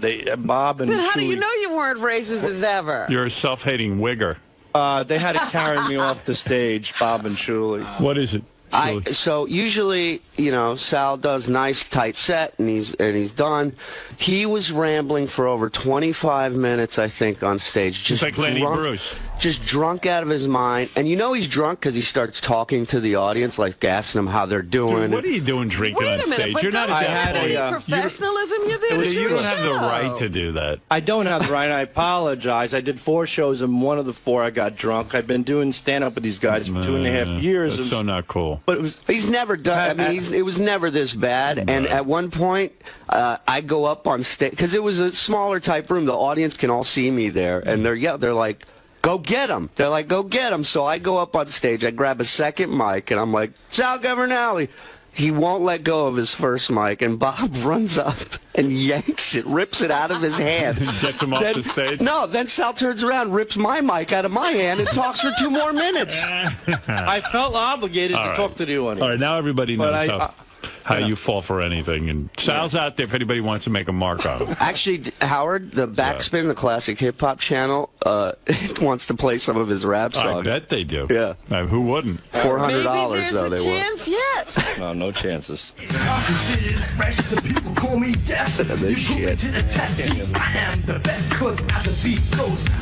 I'm going to be a star. Can you imagine the guy sitting in a room tapping and bopping? Oh, God, how did he even do that? The guy deserves the money if he was able to do that.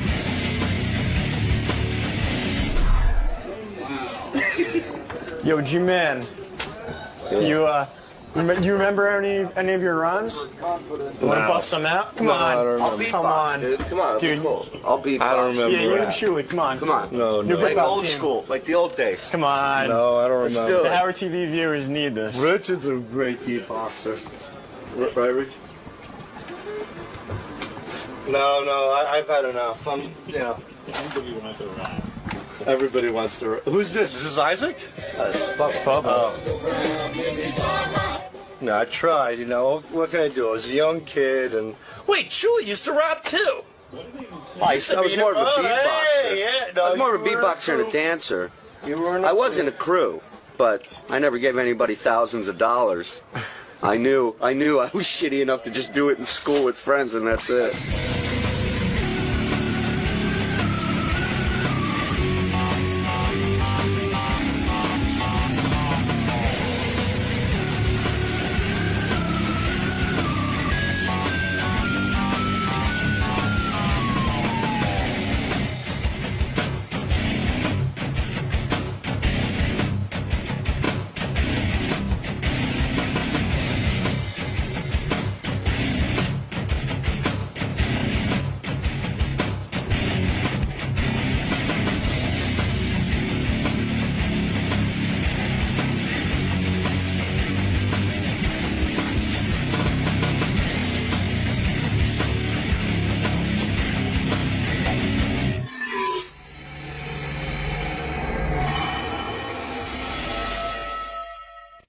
Scott the engineer's story, how often he edits his son's music. Oh, okay. During work hours. More information? Well, I'm hearing some things. All right.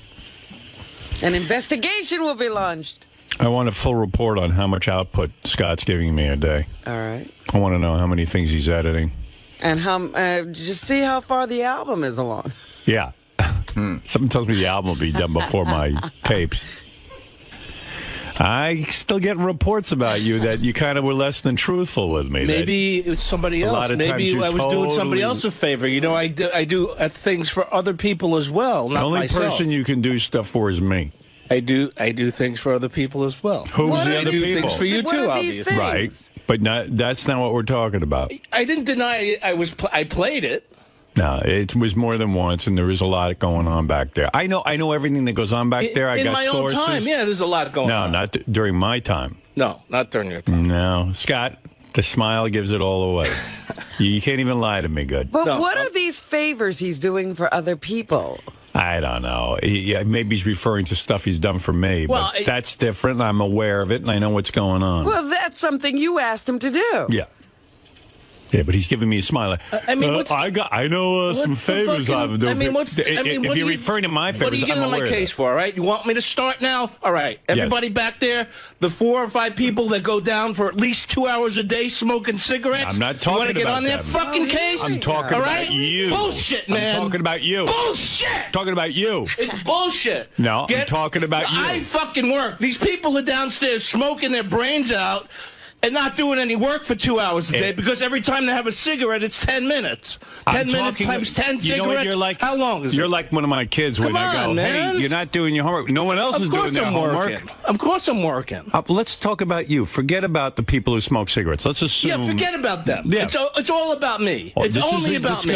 I'm the only fucking asshole that works. I'll talk about the cigarette people with the cigarette people. I'm talking about you. I mean, you know, you're not smoking cigarettes. Bravo. I'm one of the hardest workers around. I've been working for you for. I know. I'm going to have to monitor your output. I don't get it. What are you busting my chops about? I'm going to monitor your output. I want to see how much whatever you're you getting done. fucking want to do. I just want to know. Just want to know what's going on back there. Nothing's going on. Just know I know everything that goes on. Nothing's going on. It eventually all ends up on my desk. Nothing's going on, then you're not doing anything. Well, then we need you to get something exactly. done. Now get in there. I take a break from nothing to work on my son's shit. So it's a big joke. It's not a big joke. I mean, you know, you want to get on my case. I mean, you know, for what? For what? I got limited budget here. And playing something. I got limited budget, and I need those tapes getting cranked out and the things that we need done. Everything's getting done, and I'm doing my job the way it should be. Are you moving fast? No, I never move fast. You know That's what I'm saying. Of course I'm moving fast. You don't have time to be sitting with tracks. Let me ask you something. Everyone knows what's up. Is the album done? Your son's album is done? No, I'm working here on weekends doing stuff. No, it's not during the weekends only. It's also during my time. I see. And I need this guy working because you know what? We need engineers who can crank shit out. Sure. That's all I'm saying. Okay. Just know I know what's going on back there. Okay. You fuck with me, I fuck with you. You get it? Okay. What? You're not fucking with me. No, I am, obviously. No. Because you're not making me mad. I'm not. Think you're making me mad. I'm not doing my job you. the way I should be doing my checking up that I need you to work. Have fucking Gary sit in there. Have whoever you want. We don't have time to babysit you. There's other ways of knowing. Tim is going to monitor every day what you get done. Don't get upset with him. What? Don't get upset. When Tim used to ask you for a list of what you did all day, he used to get upset. Now you've been caught with the drum tracks. And what? You've been caught with the drum tracks. And now we have to monitor what you do. Because Booey said I had, not Booey. I'm your fucking boss. It's Gary.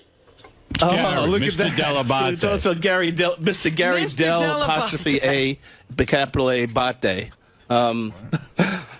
What? What is he chiming in? I mean, you know, all of a sudden I got to call Mr. Delabate? Gary, Gary, is there a way to monitor what goes on back there?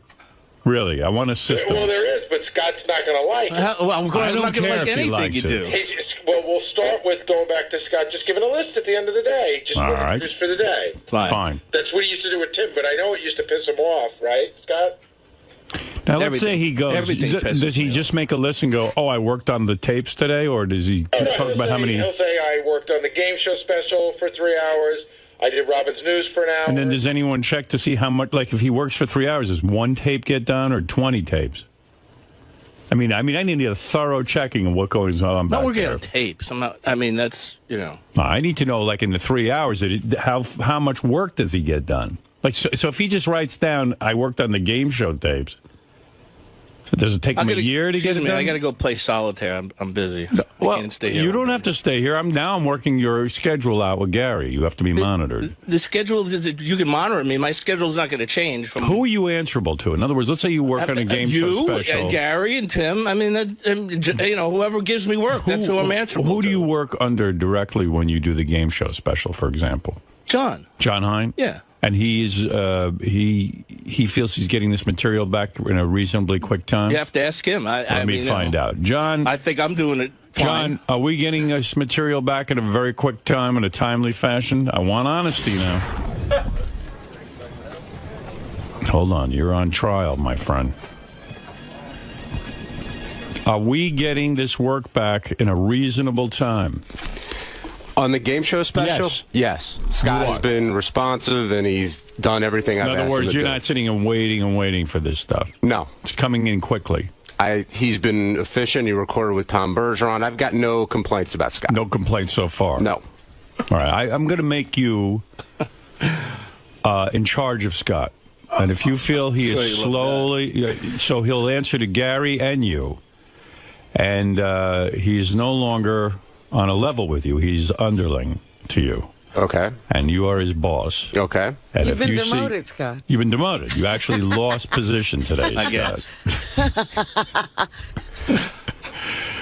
Believe me, if Scott worked as hard on a cure for baldness as he does on his son's music, he'd have a full head of hair right now. You know what? You were a sergeant, and now you're because I back to played corporal. something doesn't mean I was working on something. I admitted that I played it. Wasn't working on it. But What did you play I it worked for? here I worked here the last 2 weekends for 12 hours a day. That's working. No, you weren't listening working. to something is not You were working listening on to your something. son's music. You weren't working. What's the You fucking were- difference? What I listen That to? was your hobby. No, I no get- one's paying you first to of do all, that. First of all, if you really want to, I mean, you really want to push things to a limit. Yeah. You want me, I mean, do I get a lunch hour? No, I'm supposed to get a lunch hour. We're going to start with this bullshit. You want to get petty about things because that's what Yes, you're doing. I wanna do get get a lunch petty. hour. Legally, I'm supposed to get a lunch hour, So take which I it. never Who take. stopped you? So that's my fucking lunch So who hour. I listen stopped to my you? son's music, okay? No. That's the end of that. No. No, So what do you mean, so no? You do. What do you mean, listen. no? So in other words, you said you never listened to your son's I music. said I said I So would you listen. are back there with your son's music. No, I said I didn't deny not listening to it. I listened to it.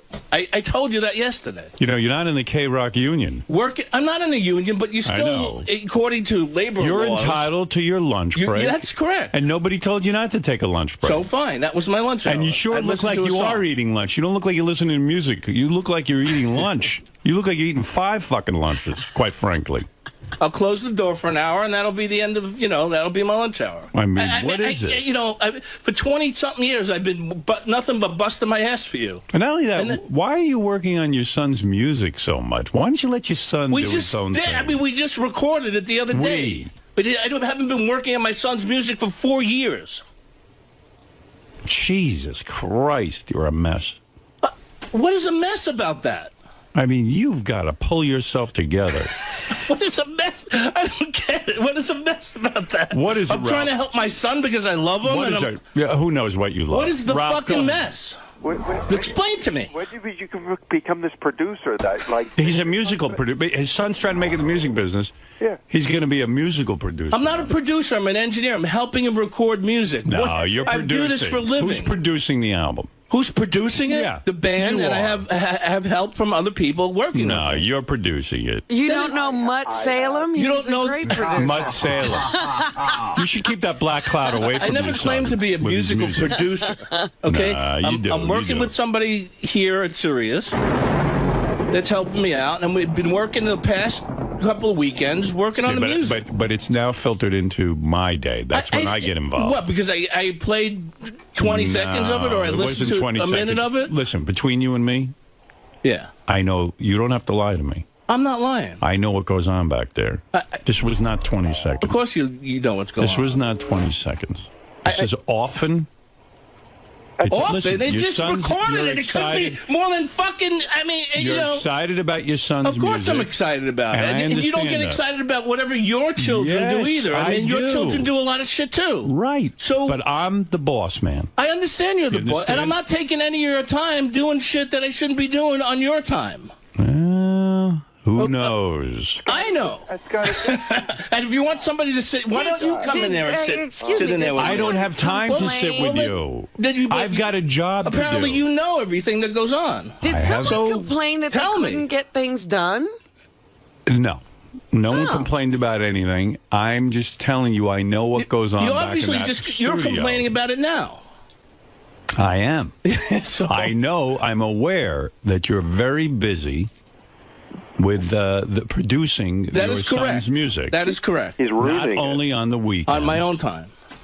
Not only on your own time. If I do it after like a certain time in the afternoon, which I've done on my own time. So now, suddenly, Wait a minute. Now suddenly, how long you do I said need... it was only weekends, but no, I now just said we're hearing if, about no, during the weekends. I didn't say I was doing it. I said if I do it. You want to come clean and say you have been and apologize and say you won't do it anymore? I'll listen to that. No, I'm not saying that. All right, then I have nothing to talk about. I said if. And then I need a list of I what wanted you're to doing. do it later in the afternoon on my own time. And what is wrong with that? Nothing's wrong with that. When my but you job got to is... say to someone, listen, now I'm on my own time. I'm going to be doing this because it's not happening on your time. It's happening on my time. No, I mean, when is your time up? When I walk out the door? If I'm here 12 hours, is that still your time? I don't have any problem with you doing it after my time has been filled. Well, yeah, so... But it's not happening at that point, Scott. Scott, look at me. I told you. Scott, I played it.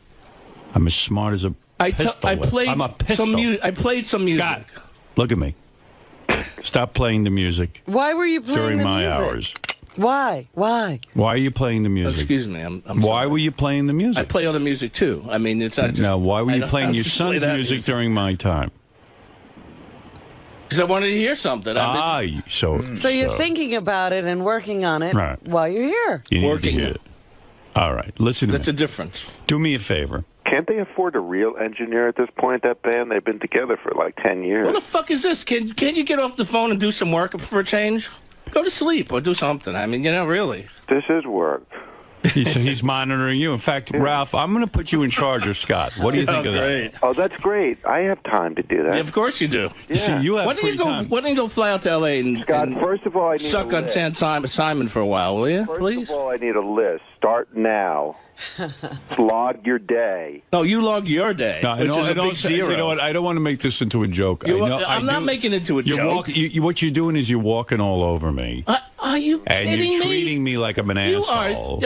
You are unbelievable. You're treating me now like an asshole. No, I'm not treating you like an asshole. I've gone for you your whole career. No, I've worked my ass off for you. Hold it. Yes, you have worked your ass off. I have, and I've done a great job. Things are too loose around here. Okay. I mean, I'm not going to throw anybody under the bus that works here because I'm not like that. Right, who do you referred earlier to someone who plays solitaire all the time. Why don't you tell us who that is? I didn't refer to anybody. I said I was going to go play solitaire. I didn't refer to any person. Why do you assume that you're referring to someone that you know plays solitaire? I don't know anybody that plays solitaire. I just said I want to play. I don't throw anybody under the bus, and I'm going to. So again, I'm smarter than you because I figured out what the reference was. Who plays solitaire then? Tell me. You must know. You tell me. I don't know. I don't know. You reference solitaire. Who's playing solitaire all day? That you I wouldn't know. I wouldn't. I play solitaire. There's a lot of people that play solitaire. So are you saying you play solitaire all the time on my hours? You know that, right? You do? That I didn't know. Everything. So now you're not only doing your son's music, you're playing solitaire. No, I don't play solitaire. I just make up your mind. So that you just said you did. I'm just trying to. So you lied. I just said I was going to play solitaire. I haven't played solitaire, but I was going to play. You're solitaire. You're going to go play I just solitaire. felt like playing solitaire now. Well, then why are you taking this job if you are busy with solitaire? It's a new thing, a new hobby I'm going to take up. Well, then don't work here. You're making a big mistake. You're some arguer. I'm terrible at arguing. I've told you that before. I cannot argue. It's like going in to take a test. You know all the material. Why are you arguing? But you fail. Why do you have to argue with me? You shouldn't even be arguing with me. I'm not. I'm not trying to Just argue. say, Howard, you're right. I did listen to my son's music during your hours. I told you I listened to it. I'm going to stop, and I'm going to show you how much work I can get done. Okay. That'll do. All. I won't That's listen. it. I won't Then listen to anything I shouldn't be listening to, and I'll do whatever I need to do for the show. How's that? Is that fine? That's good. I'm sorry that if... And take a lunch break. By all means. No one's stopping you. Fine. You're yelling about this lunch break. I don't take a lunch break. No, well, take one. Why shouldn't you have lunch? I'm getting taken advantage of... When do you eat? Let me ask you something. You must weigh 300 pounds. When do you eat that you skip lunch? I don't buy that you skip lunch. I didn't say you didn't skip lunch. Yeah, go ahead. You misunderstood again. All right, go ahead. You're not listening. Again. So I've misunderstood many times. Well, yeah, you say I'm working on my son's music during your time. I said I was listening to it. I wasn't working on it. No, listening to it and working on it is this. You're calling me an asshole. And I didn't listen for 20 minutes or I didn't. Scott, it's often and frequently. No, same thing. You're wrong. Often Often frequently? or frequently? It can't be often. It just I didn't have it before it's this frequently. week. You're obviously very excited about it, and you're playing it. I said that. Block it out of your mind. Fine. Do that at home. You're not in the band. Right. Ralph, you wish you had a thread of talent as much as my son Leave does. your son alone. Fucking asshole. Your son. He's blistering up the charts. Dope. Look, I love that you love your son, and I love that you're doing this for your son. That's great. But I love you too, and I need you to work this hard. This is just bullshit. That's all. I apologize if I'm doing something that I shouldn't be doing. You did admit you are listening. I did. I said that yesterday. So I didn't for the 8 hours that you work, put all your focus on your work. Okay, for those 8 hours, right? That's and guaranteed. Then listen. All you need for those 8 hours. That's right. That's guaranteed. That's all I need. I need you to put out, man. I put out whatever I can. Pretend I'm your son, and you're working. Work all weekend for me. That's a little retarded. Because your son ain't paying. That's retarded. You're my son. That's right. Pretend I'm your son, and you will work as hard for me as you do. I've been doing that for 23 years. No. I've been doing that. Dad, I don't buy it. All right. You don't love me as much as my brother. Now get to work for me. Okay. That's all I do. Howard's son. Howard's son. He thinks it's funny. Yeah. Oh, it's a big laugh. Well, now I have to put new monitoring in. You should give him more work. That's what I'm planning on doing. I got to keep him busy. I want him hopping too. Yeah, if he was. I like this guy. I like his work. I just want more of it. See? I want more of that work. He's good. I brought him all the way over from K-Rock. I'll tell you why, because he's good. I appreciate that. But I don't want you to get lazy in your old age. I'm not getting lazy. I'm not getting lazy. You know. Just getting comfortable and lazy.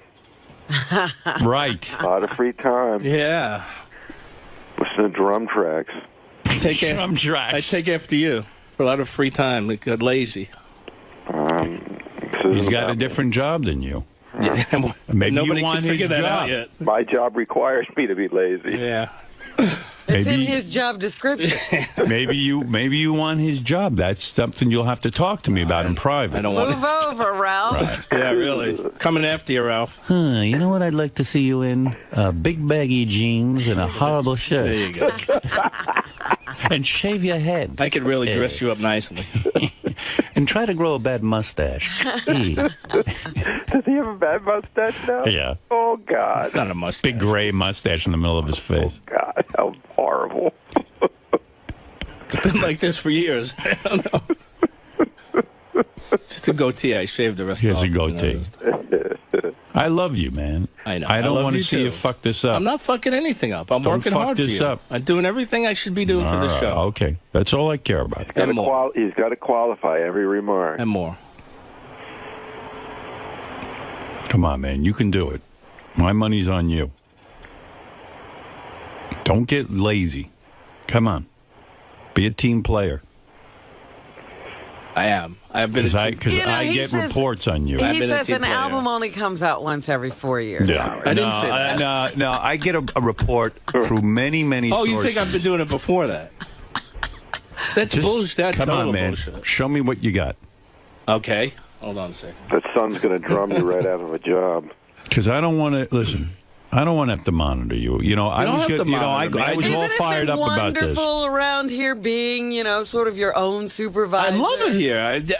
Do your thing, man. Don't make me monitor you. Screw it up. This is the best thing ever, and that's why you're going to turn this into a job. I felt like playing something for a minute. I don't want to was be not out of line. I don't want to be the jerk who has to take a magic marker and write your schedule on the top of your forehead every day. No, it is wonderful, and that's why I felt playing something for a minute. You know what I'm going to do? Fine. You ever see football players when they do something great?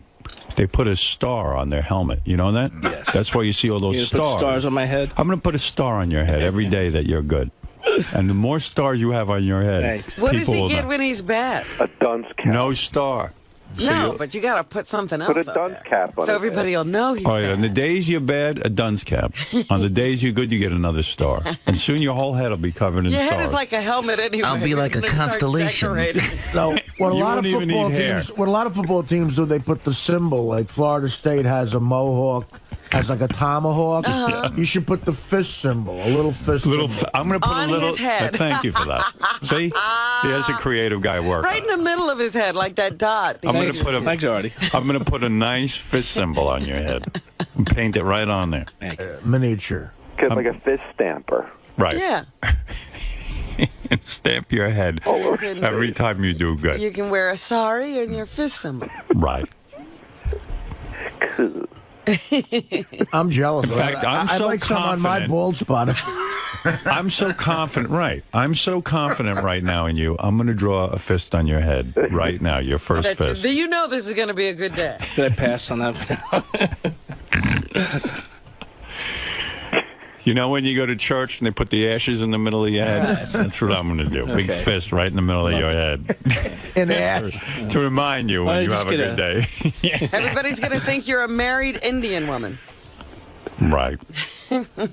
I know you're in there working on Heinz Special, but maybe you could have gotten it done in 2 days as opposed to a week if you weren't busy with the music. That's what I'm worried about. Hein doesn't know if you're doing it fast. And he's new to radio. Whatever I have, I do it, and then I did your job, so I know your job. I understand that. I think even John was saying he's incredibly slow. Who? John? Were you, John? Do you find him slow? When, Ralph? The other day when we were talking on the phone. Oh. All right, John. Yeah, you guys talk so much. Did you say that, John? No. No. Ralph's doing his job incredibly well. Oh, okay. He said you're a big bald loser and you work really slow. Well, I'm looking forward to seeing those gold stars on your head because people are going to walk through the halls and go, there's a winner. Thank you. Who's he? There's a winner. Motley on the phone? That'll never happen. Listen, you're a talented guy. You're the best engineer I ever came across in this business. Thank you. I mean, mean that? I mean it from the bottom of my heart. Really? But you know what it is with these prima donnas? Now you can't get him to do anything. I can't get him to do anything. He's busy producing. I'm not really Honestly, producing. I love you, but don't fucking push me against the wall here. Come on. Howard, I don't know where this comes from. I really don't. Yeah, don't mean, treat your job like your dog. You've been Pay so attention great. to me. Yeah, don't try to get rid of the job the way you tried to get rid of the dog. Yeah. Where is that dog? About to have surgery. It's still in my house. The dog you nicknamed Money Pit? That's it. I gotta have my son become a star to pay for the fucking surgery for the dog. Chico, you're on the air. Scott, I told you, fuck everybody. I'll get rid of that dog with you 1 week. Hey, Chico, what's happening? Let's go for a little ride. Perfect fucking dog for that jackass. What can I do for you? Howard, you're letting them walk all over you, man. It's just No, I'm not. I let me tell you something. I'm very everybody's aware. taking advantage of you. That's true, but that's why I'm calling them out, and that's why I'm saying, look, between me and you, Scott, yes, you can say whatever you want to save face here. I know what's going on back there. Fine. I know how many times you're busy with listening to your son's music. Okay. And I'm just saying, enough. Stop. Okay. Time to get back to work. Fine. You know, show people what you got. Fine. It's not 2 times you listen to them. It's many, many, many, many times. People are now singing the words. Yeah. There are people who know the words to the song. So he tries to fool me sometimes. He listens to his son's music with the headphones on, but I'm aware of even when the headphones are on, what goes on. Those are just 2 times he got caught. Oh, believe me, he's been caught more than 2 times, but he's got the headphones I guess I never put headphones on for anything else either. You say the song is not racing up the charts. It's a hit around here. By the way, just so you know, there is no song. It's not even, there's nothing. I put Sal in charge of a chart that's going to monitor your work. There it is. It's the Scott's work checklist. You can see him back there on the Howard TV. Put something into Scott's board where he could listen to what he's doing all day? Well, something like that is being worked on. Okay, good. Hey, Howard. Yes. You know, this is one of the best segments that Scott's done all year. I'm laughing my ass off out there. I think he did a great job today. Can we put a gold star? Put a gold star on his head and give him. All right, that's his first gold star. Okay. All right, Scott, you now have a gold star, and you are a winner today because.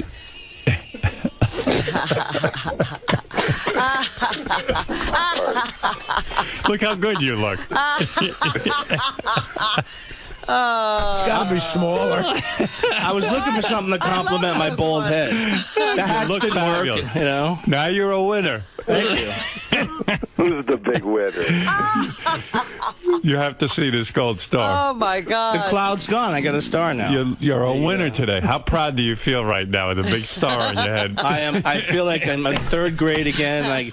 I got my gold star. No more dunce cap, and I'm really proud of myself. Listen, I love the work you do. Give me more of it. Thank you. No problem. All right. You are good. Thank you. Your work is not being questioned here. It's just I need more of it. Well, yeah. Yeah, I need more of it. Okay. Focus. Output.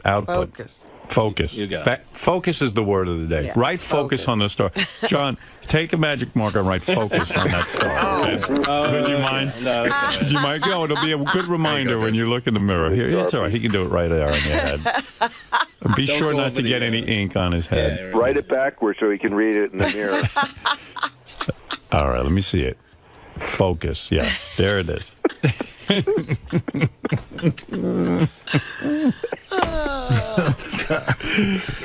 You're an inspiration. You know the what? rest of the staff is inspired. You're not kidding. Everyone's going to be jealous of your big star that says focus. Fuck them all, because I got the star now. Yeah. They don't. I'm going to walk around here proudly with this star. I'm going to go out into the lobby with my star, to the bathroom, everywhere. Everybody's going to be jealous. That's right. Let Mel see it. What is it? Yeah, let Mel see your star. Let Mel for a raise. Well, he's working for that merger. He already thinks I'm an asshole. Let's fuck all the way. Do me a favor and don't take that star off all day. And in fact, what is the name of your son's band again? Emergency Now. They should change their name to Focus. Yes. Because you've got a big Focus star. That's Now. great publicity. Wasn't there a band named that? Emergency what? Now. Emergency Now. I didn't name them. A terrible name. I mean, Emergency Now.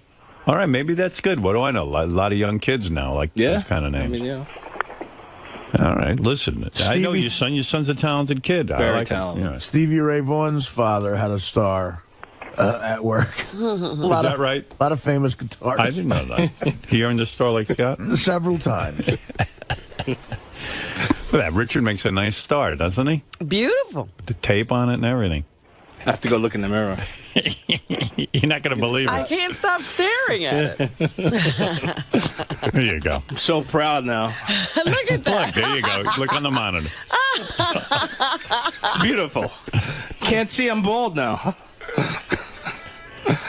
You're not a bad-looking man. Not with your star. Yeah. Anything helps. What a look that is. All right. Listen, seriously, Scott, I'm going to thank you. start a new fad now. All right. Thank you. Please. Please help me. That's all I'm asking for. I need your help. You look like 𝗵𝗵𝗄𝗿𝗱. A big stain on his head. Grape stain? Yeah. I don't know if I'm going to have any more room for more stars. Maybe I could put stars on top of that star. Oh, don't worry. He won't do anything else right. You're saying this is his only star? Thanks for the confidence, Ralph. That's it. You're saying this is his only star he's ever going to get? That's it. Yes, Jim, go ahead. You're on the air in Scranton. Good morning, Howard. How you doing? I got an idea. Why don't you put a fucking helmet cam on that bald head of his, and then you can record everything, and then Gary can watch the tape at the end. No, he's always at his work module. He's always at his station. I just don't know what goes on over there. I always trust Scott will be doing the right thing, but then when I do. But then I got reports about the music, and he's consumed. Howard, you want me to take care of this guy for you? I had to nip this in the bud. No, that's all right, Jim. I got it under control. No, verbally. Go ahead. Scott. I'm listening. Go ahead. Get the fuck back in your hole and engineer something, or you're fired, you bald, lazy fucking prick. Thank you. At least I can go back in there and Jim's do an something. excellent manager. Where do you work, Jim? What kind of work do you do? I'm a garbage man. Right. Well, let me tell you. You know what? Laugh all you want, Scott, but I'll tell you what. Made me laugh. I make $17 an hour. It's pretty good. No one's laughing now, Scott. I'm not laughing now. Sorry. I didn't realize you made that much. Maybe I'll switch careers. In Pennsylvania, I'm fucking rich.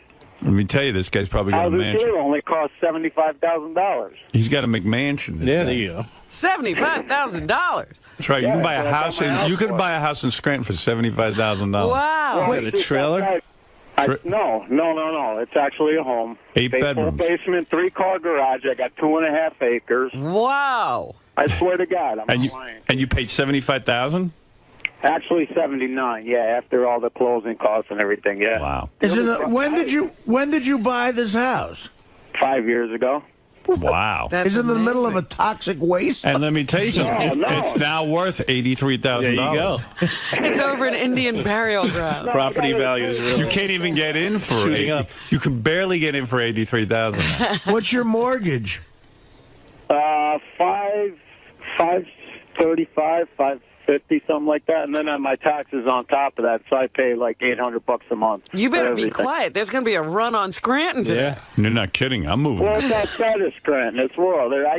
I drive home from work every day, and I almost hit fucking cows in the road. Why don't we ever do our show from Scranton? Yeah. We would live like kings. Yeah, screw Vegas. Oh my God, but the problem we could is, own Howard, Scranton. We could have 10 acres. The problem is you'd be in Scranton. And we could make $17 an hour. I'm jealous. What? No, I didn't mean your payments. How much money did you put down, and how much was left to I didn't put anything down. I put no money down. Oh. Yeah, why would you put something down? Down. You want to get out of there. No, it's not bad, really. It's not bad. I grew up just outside of New York City, and I kind of miss it, but it's nice around here. It's rural, you know, and then just 20 minutes away, you got the booming town of Scranton. Oh, you're not even in Scranton. He's outside. Outside, about 15 minutes outside. Why do you think it's $80,000, Artie? You know what? You can laugh all you want, but I'll tell you what. This guy's living in a mansion. He's living great. He probably works. I'm living large, man. I got a wife. I got 6 kids living at home. 6. Can I tell you something? This guy, though, you make jokes. You see, they know how much garbage he picks up. In other words, if he does it in 20 hours or he does it in 1 hour, they don't care, as long as the garbage gets picked up. And if he doesn't pick up the garbage, there are people calling. Right. You see, with Scott's work, I'm not sure exactly how much. You know, in other words, when he's working on a special, it might take him 10 weeks where it should have taken him 1 week. But if he's getting paid hourly, they do care if it's 20 hours. See, you got to milk it. You got to stretch it out. You know what I mean? That's why I'm not paying Scott hourly. I can stretch my workout too. I think that's what you're doing. No, I can do it as quickly as I could. Hey, come on, you got to get a little fire under you, man. 53 hours a week. How much do you work, Scott? How many hours a week? Probably around 50. How much do you actually work though out of that? Probably around 1. 1 hour. Yeah. See? What did I tell you? All right. Thanks, guys. All right, Scott, thank you. I appreciate it. I need your work. Thank you for the vote of confidence and the star. I'm really proud of it. Congratulations on your promotion over Scott. Thank you. All right. Everybody and you too, was John. promoted over Scott. Yeah. Now Scott has 2 new bosses, Ralph and John Hine, and Sal is in charge of his work chart. Wow. I'll be checking in with Scott later today. See how he's doing. All right. Thank you. Thank you. Thank you, Scott. You got your first star. It's great, isn't it? Congratulations. I love it. I'm not taking it off all day. It's a wonderful thing. Life's great. Thank you, Sal. I appreciate it. No problem. Love it. Now, if you all excuse me, I have to close the door and talk to my boss, John Hine. We have to work. We have to get work done. So, Sal, are you going to stay in his room all day just to make sure he gets work done? Absolutely. Demanding respect. You know, I love Scott. I think Scott's a great guy. I think he's a great worker. And I think it's time we show the audience how hard of a worker Scott really is. So far, since he's gone back to his studio, he has spoke to John Hine privately, okay? He started drinking his coffee, and he sat and did nothing. Then he took the star off his head, refusing to cooperate. When I put it back on, he removed the star again. He's doing tasks in the wrong order. He's not prioritizing. He got up, did nothing, sat down again, did nothing. He failed to meet deadlines for the game show segment. He's being a wise ass, said he was jerking off when I asked him what he was doing. So, Scott, do you think, is it going to be smooth sailing from here on out? It seems like... No, it's not going to be smooth sailing. Why would it be smooth? Well, you went in really defensive, and then halfway through your mood changed, and it seemed like you were cooperating better. I always cooperate. Yeah, but when you went in, you started screaming. Yeah, because he's just busting my chops. And now, how do you feel about having Ralph and John and Sal watch over you every minute? It's fine if that's what they want to do. That's not going to get to you? No. Is it going to... Not worried about it. Is it going to hinder your relationships with them? I don't think so. I just do what I do. If they want to watch me do what I do, then it's fine. It's not going to change what I do. But what I have to, it's not going to change my job, but what I have to do. So needless to say, you're not going to play any more music, or your son's music, right? No, I'm not going to do that. All right, keep up the good work. Now of You're So Vain. Why is this After special? all this talk, what do we need You're So Vain for? You won't tell me who this is about? Please tell me. Come on, stop with the nonsense. Let me know. No, it's... I'm going to go to that James Taylor and smack him around for you, and you're not going to tell me right now, my audience, who You're So Vain is about? The answer would be so, you know, uninteresting to you. It's probably that accountant That's what I figured. It's your divorce. No wonder he's mad at you. That's right. Is it an honor to sing with your mother on this song? This is her classic signature song. I can't tell you how nice it is to be in my mom's band. I wouldn't, aside from her and David Saw over here on my right, I wouldn't want to be in anybody else's band. The material is high quality. That is the right answer. But I'm so shaken up after this conversation. Do you think, are you going to get nervous, or are you going to be able to perform? Oh, no, I was fine until I came in here. I should have waited. Do it. This will calm you down. Okay. This is a song you wrote many years ago, and yet you were doing a different take on it. Okay. And I will watch 𝗛𝗲𝗿𝗱 as well. I'm very impressed with Gary's cousin being in the band. All right, I'll shut my mouth now. Ready?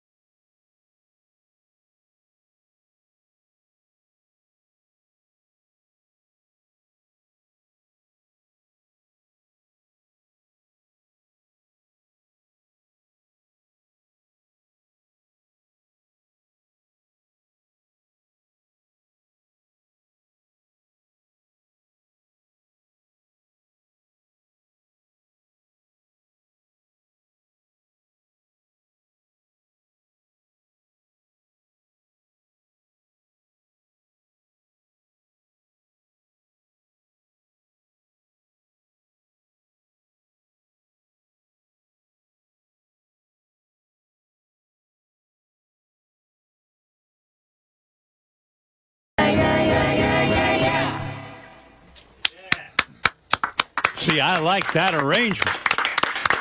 Excellent. Thank you. And I like the dynamic of you and your son working together. Yeah. He's the type of guy you would have been attracted to, when you were that age, right? How could any girl not be attracted If she hadn't to learned her him? lesson yet. No. Are you getting laid like crazy or what? What's your story? You know what, Howard? I can't pull a girl for the life of me. I can't even get a girl. What? I can't even get a girl to look at me. Get out of here. Honestly, You're joking. I'm a virgin. Stop it. Now you're making a joke. I really know. I wouldn't kid you. I'm not allowed to come to a party unless I bring Ben. Yeah, I can't get him to look at me. It's really terrible. He gets tons of chicks, I bet. Oh, yeah. That was a lot of fun. You guys all sound great together. This could work, this whole band. I like it. It's a good arrangement. Now, what made you come up with that new arrangement? But that just must have been an inspiration that came to you in the shower or something, right? No, David and Ben and I were sitting around the house on the vineyard, and I realized that I couldn't quite do it the way I used to do it. Just vocally, I just don't have the prowess or the notes. So you came up with something new. But also that we actually wanted to do some newer version. That line and so you say. we've done a bunch of songs. We've done about 6 or 7 of the old new arrangements. Yeah, totally. When you say you gave away the things you loved, and one of them is me, I got the chills. Oh, I'm so. That was beautiful. That's a really, really good song. That's a real good song. I wish I had written that song. Yeah. I just don't have the sensitivity. I could have written it today. You told Dick Ebersol who that song's about. He's the only one who knows. Oh yeah, He paid $50,000 to find out who that song is about. It's true, but he brought over 9 of his friends. He did. Oh, yes. So there are 9 people who know, 10 people who know. But they all were made to sign confidentiality clauses. Do you know? No, I don't know. True. I don't know, and I'm so sure that I'd be hideously disappointed unless it was you. That I don't even want to know. It is me. I'm your father. I mean, why? I didn't want to tell you that. Why the hell not? Did you know that? Do you ever say to your mother, "I'll step in for you with Dad if you do tell me this"? I mean, it's a way to bribe her to tell you. No, I mean, she knows that I will do anything that she asks me to do, and so does he. I'll do anything either of them ask me to do. It's just a matter of her not wanting to put me on the spot. Isn't it elitist, though, for somebody to get the information out of you as to what that song is about and who it is about, making someone pay $50,000? What about your real fans who can't afford the $50,000? The $50,000 was not for me. But you agreed to it. A charity, silly. I don't care. It's elitist. You should tell your true fans now who this song is about. Howard, so many people know. Oh, they do? Then she would have to In pay. fact, I will tell you, but not on mic. Well, no, here's the thing. Would she have to give the money back to Dick Ebersol now if she said it on the air? Absolutely not. I say think that's fine. She would. We have to read the fine print. Is it possible this song is about a woman? You have hooked up with women. I'm sorry, Ben. I don't mean to shock you, but your mother has hooked up with women. I know this for a fact. Somebody has to, since I can't do it. Right. How many women? I recently said in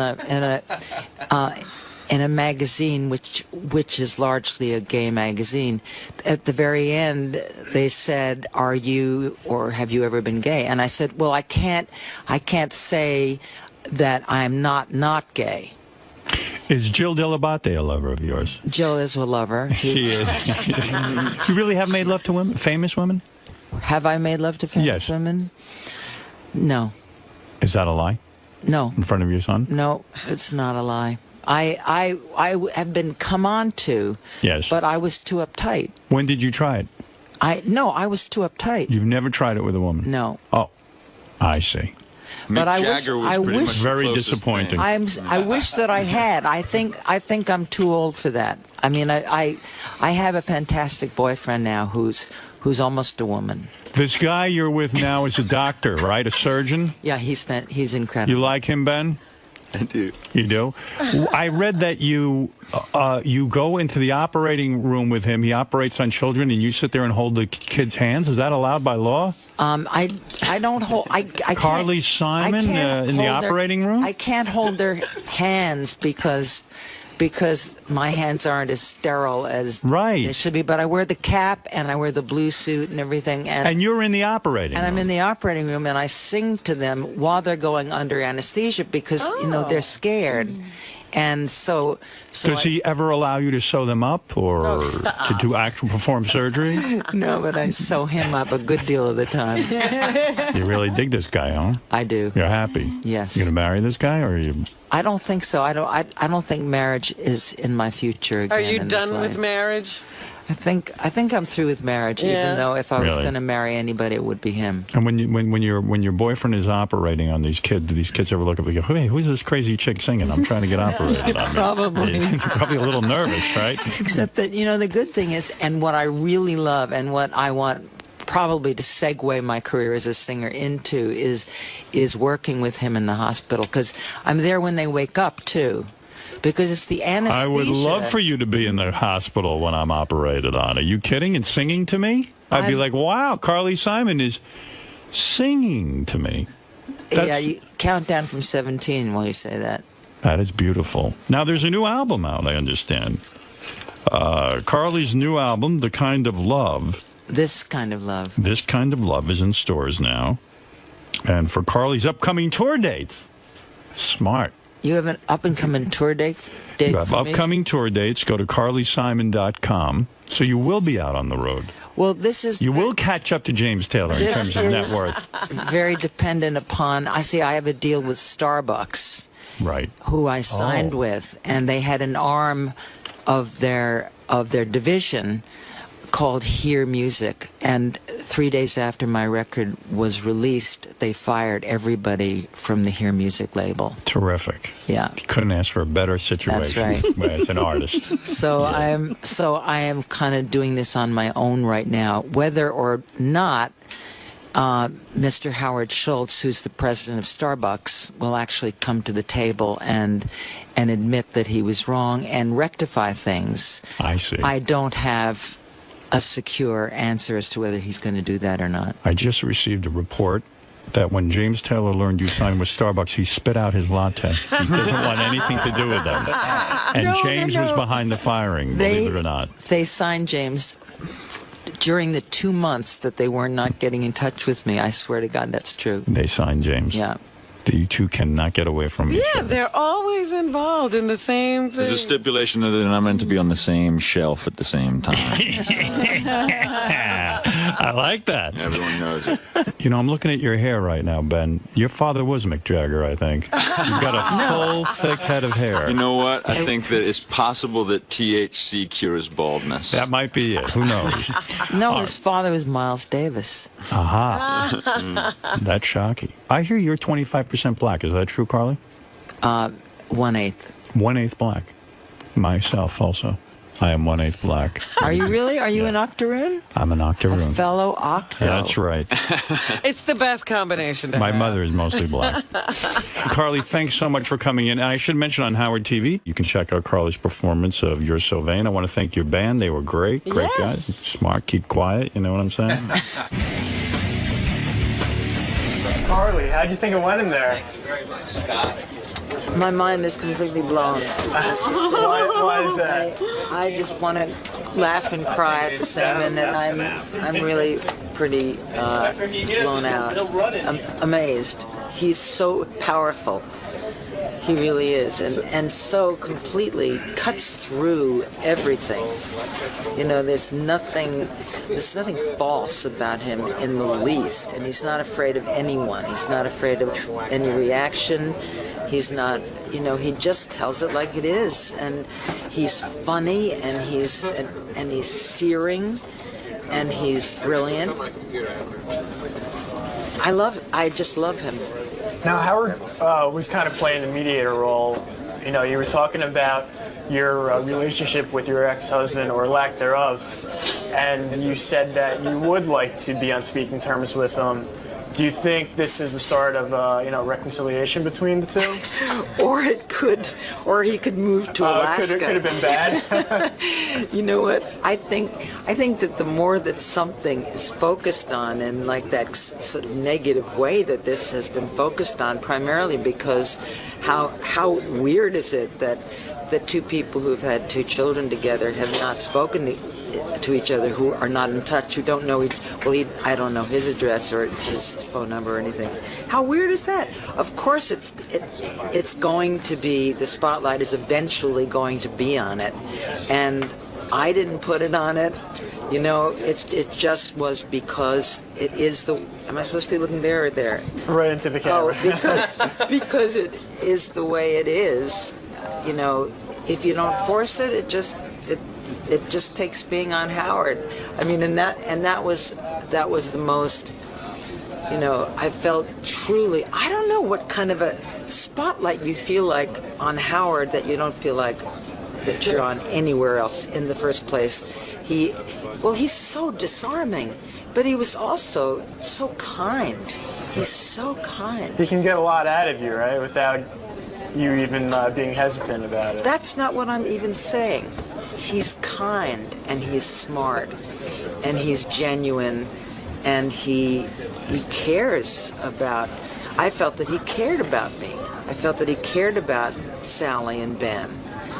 And that's what I can't. I mean, the other times that I've been, I mean, yes, of course, he makes the salacious comments that he has to make. Those go right by me. I don't think of that. I think about the very fact that his.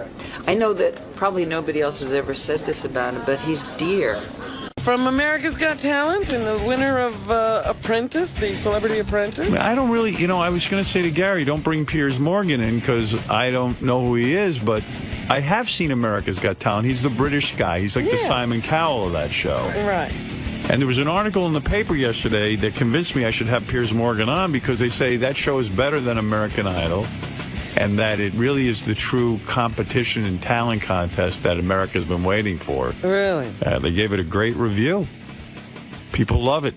America's been waiting for a true talent contest? According to the New York Post. I didn't realize. Piers Morgan. I don't really know Piers' work, but he is like a Simon Cowell. And people but on it. Apprentice, he was a real dick, apparently. Yeah, People couldn't stand him. But he won. Yeah. Donald Trump could stand him. Never heard of him.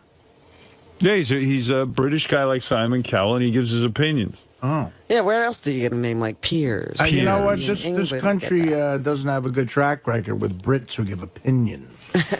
Okay, I'm Piers Morgan, a judge on America's Got Talent, in question marks. Why am I here? Because it's a lifetime's ambition. I've spent the last 43 miserable years of my life waiting to go on the Howard Stern show.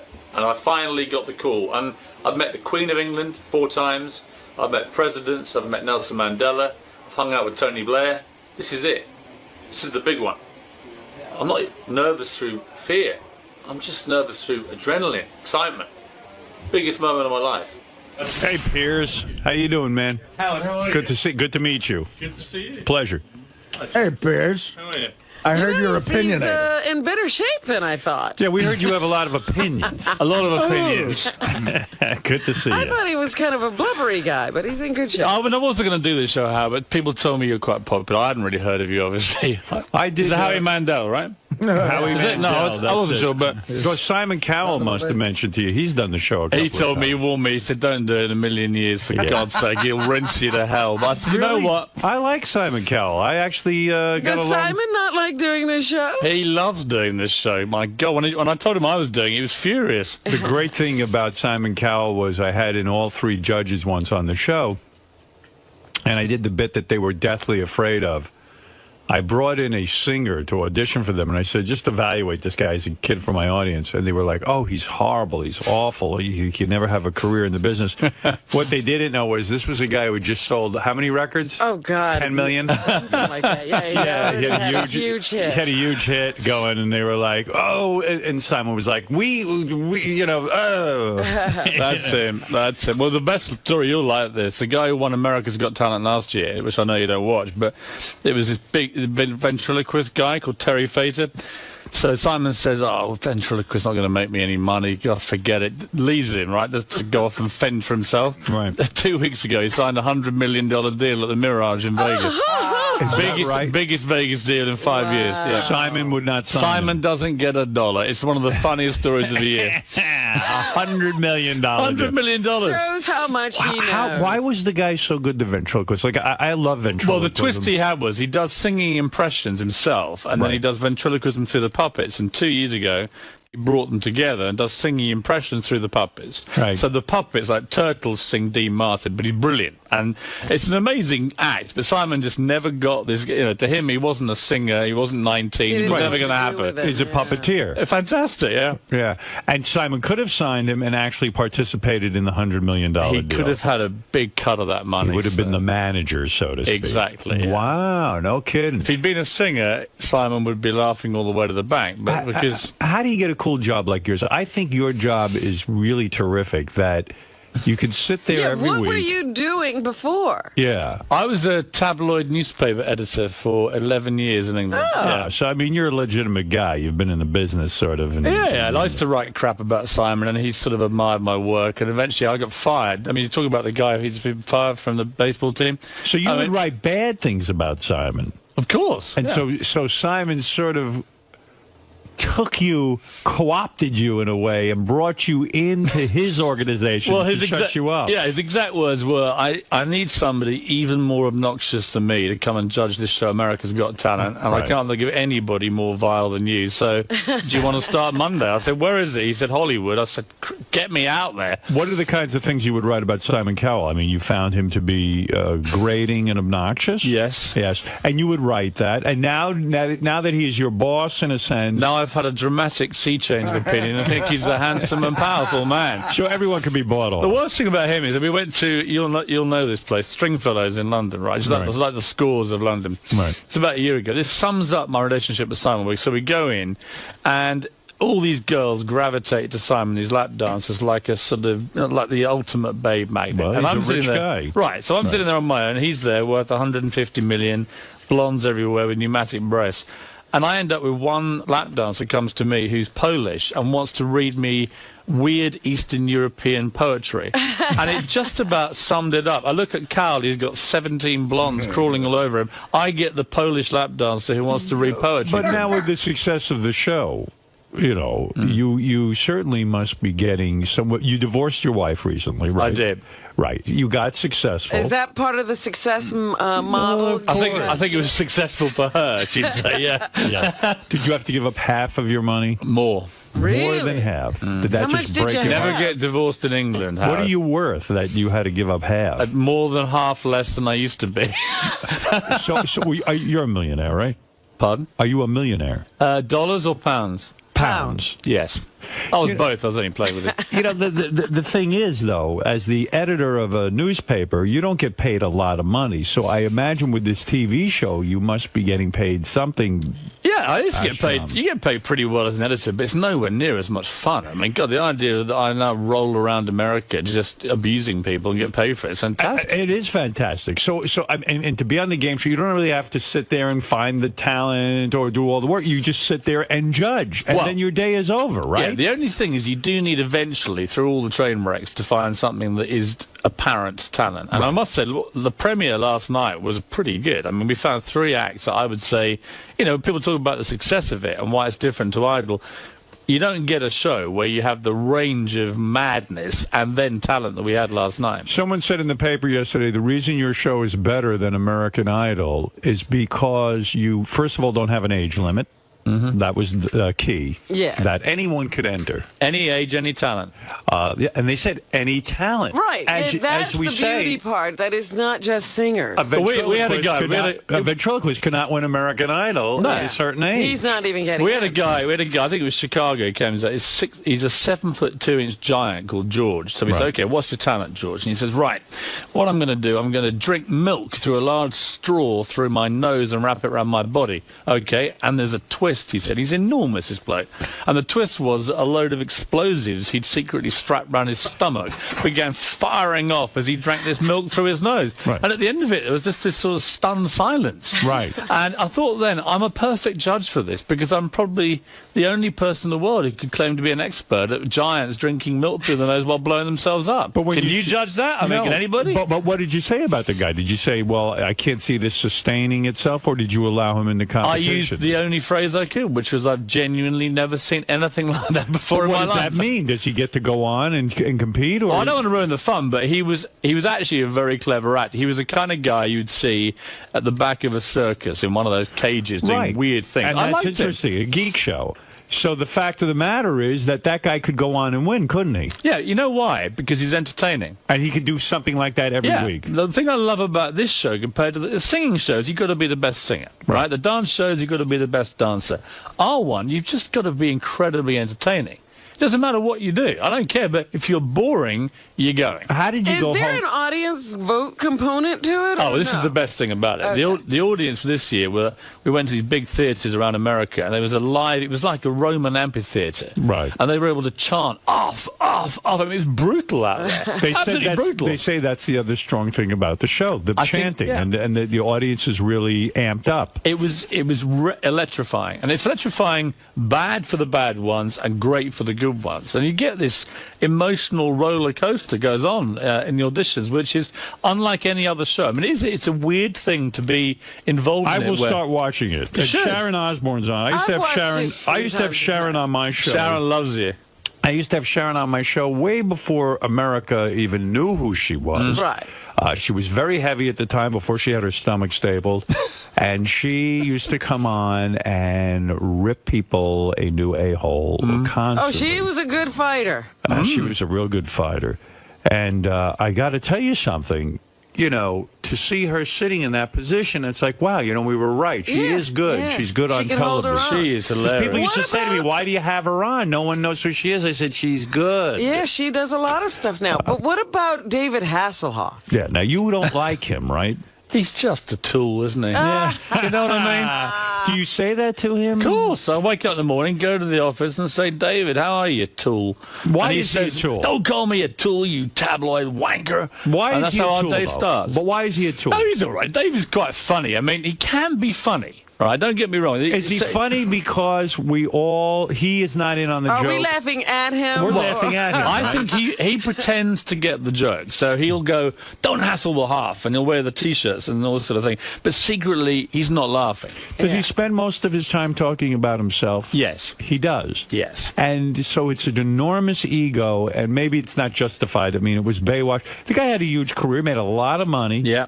But he did all of these things that I guess people laugh at. He does weird things. It's like on one of the shows, you've got to have continuity. You've got to wear the same clothes for a day. Right. Otherwise, you know, in TV, it looks a bit weird. You turn up in one suit, you end the show in a different one.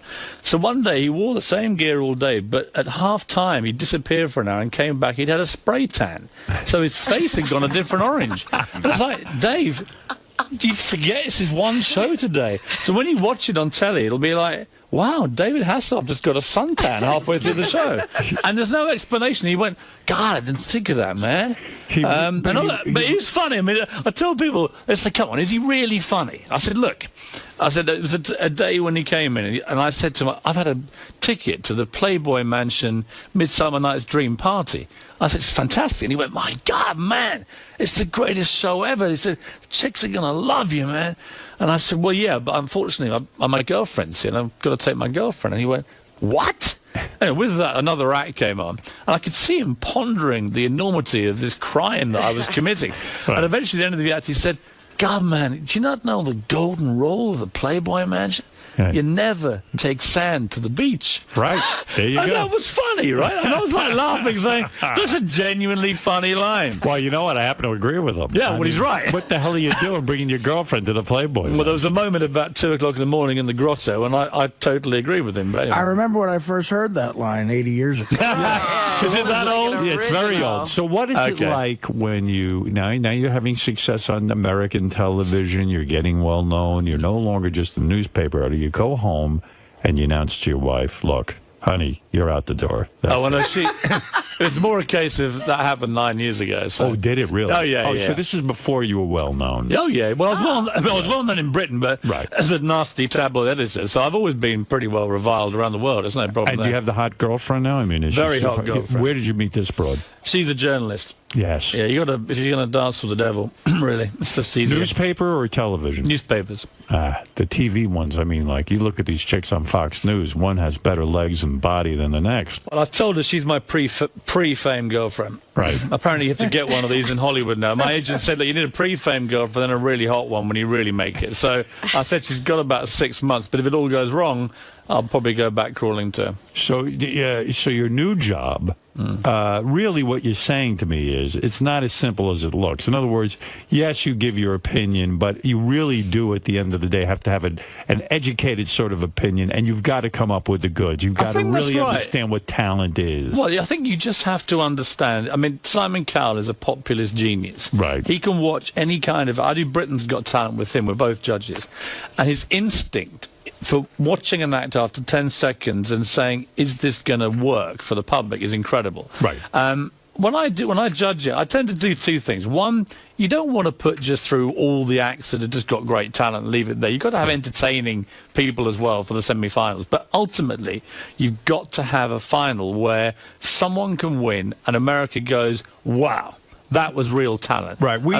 We had a judge once. Remember when we did our film festival and we had a judge and we had to give our opinions and stuff like that? Yes, and I found it very difficult, actually. It really is, because you do feel the pressure. Like, what if I'm wrong? What if I really don't know? I mean, I think American judges, from my experience of watching them and working with them, David and Sharon, David in particular, but he doesn't like getting booed by the audience. He doesn't like being critical. And I get that. Americans are basically nicer people than Brits. The reason we all get farmed out here on this evil Brit judge factory is because we are more comfortable with saying to people, that was terrible. You know, because we're just It's a hard thing to do, to say to someone, you really have no talent. Yeah, but I think it's a fairer thing to do. The worst thing to me is to say to someone who's terrible, hey, you were really good, you got potential. They go away and say, waste their lives chasing it, living a dream they can't have. Yeah.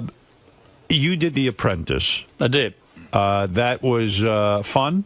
It was a month on the streets of New York. Why did everyone hate you? A bunch of D-list wackos. It was great. Right. But why did everyone hate you? People were threatening to quit the show because they couldn't stand to be with you. The only ones who wanted to quit the show because of me were the New Yorkers, and I thought they were a disgrace to their city. Who is a New Yorker? Stephen Baldwin. I mean, he spent half the time lecturing me about God, and then the other half he'd be saying, God, man, when I was a Hellraiser, I had 10 hookers in Vegas. I was like, well, make your mind that way. Yeah, right. Which side of the fence are you going to dance, Steve? He wanted you to know he once had a life. Yeah, and then Vinny Pastore morphed into Don Corleone, and every 2 minutes he'd go, you better watch your back next time you're in New York. And eventually I said, you are not Don Corleone, right? That's you're a character. Vinny Pastore, all right? You're a soprano by day, but by night you're just So you're saying that Vinny Pastore now thinks he's a real soprano. Yes. And you're saying that Stephen Baldwin's religion is... I think he had complex issues about which side of the fence he wanted to Do you think he's really religious, or is this a shtick to get him some attention? I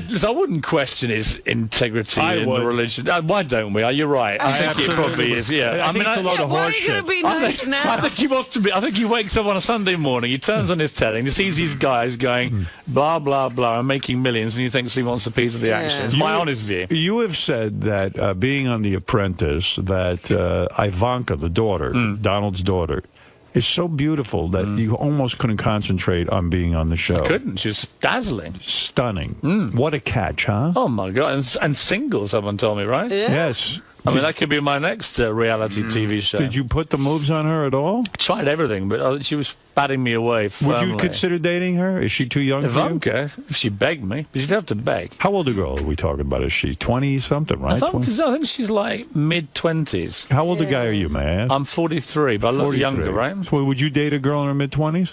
I have dated the girl in my mid-20s. You have no problem with that? Absolutely none at all. Right. So how low will you go? Will you go to 18 years old? 22. 22 is your cutoff. And Ivanka fits the bill. Absolutely. What a catch that is, She would be. I mean, good-looking, money, the Donald whole at the deal. wedding. Smart.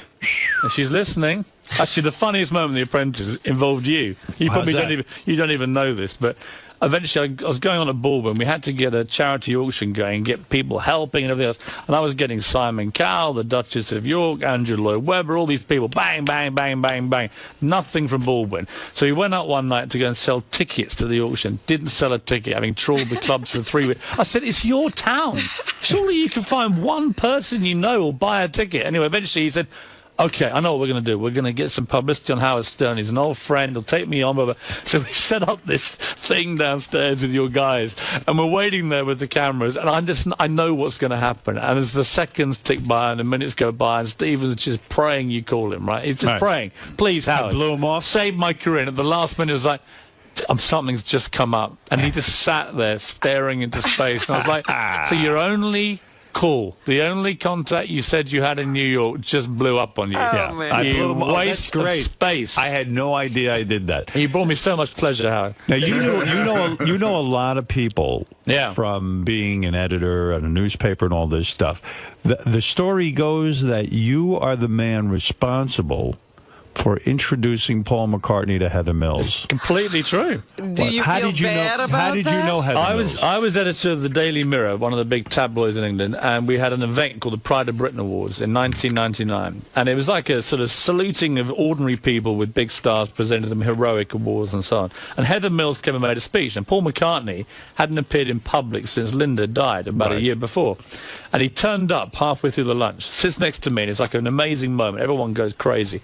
Heather Mills gets up and makes this inspiring speech about landmines and so on. And you actually see it's a video clip where Paul McCartney nudges me with his elbow and he says, "Who's this?" And to my utter undying shame as a Beatles fan, I tell him this girl's great and she's this and she's a vegetarian and she's got long blonde hair, and you do the maths. And afterwards they met and they got on really well. Were you surprised that he was attracted to a girl with one leg? Seriously. I'm very shallow. That's a tough Did she know? Do you know, in all honesty, yes, I'm with you on that. I find it a bit weird. But did he know at that time that she had one leg? I don't know at the time. I don't know about that. I do know that he knew that he thought she was quite a nice person and not the greedy, grasping little gold-digging hoe that she turned out to be. So I would like to publicly apologise to Paul McCartney because Have you seen him since? Yeah, I keep apologising. He keeps reassuring me and sort of comforting me and saying, "Don't worry, man." I said, "Look, I saw his daughter last week and she just shook her head at me and said, why? Why us? Why did you choose our family?" Right. Stella McCartney hated Stella's very cool but guy. She hated her. Yeah, and she said, "Dad, what the hell are you doing with this woman?"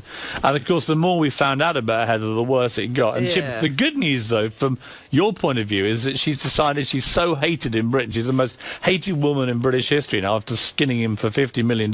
Right. She's coming to America where she says, quotes, "They love me over there." So congratulations, New York. You're getting Heather Mills. So you were duped in a sense. You were not a good judge of her. Do you know what?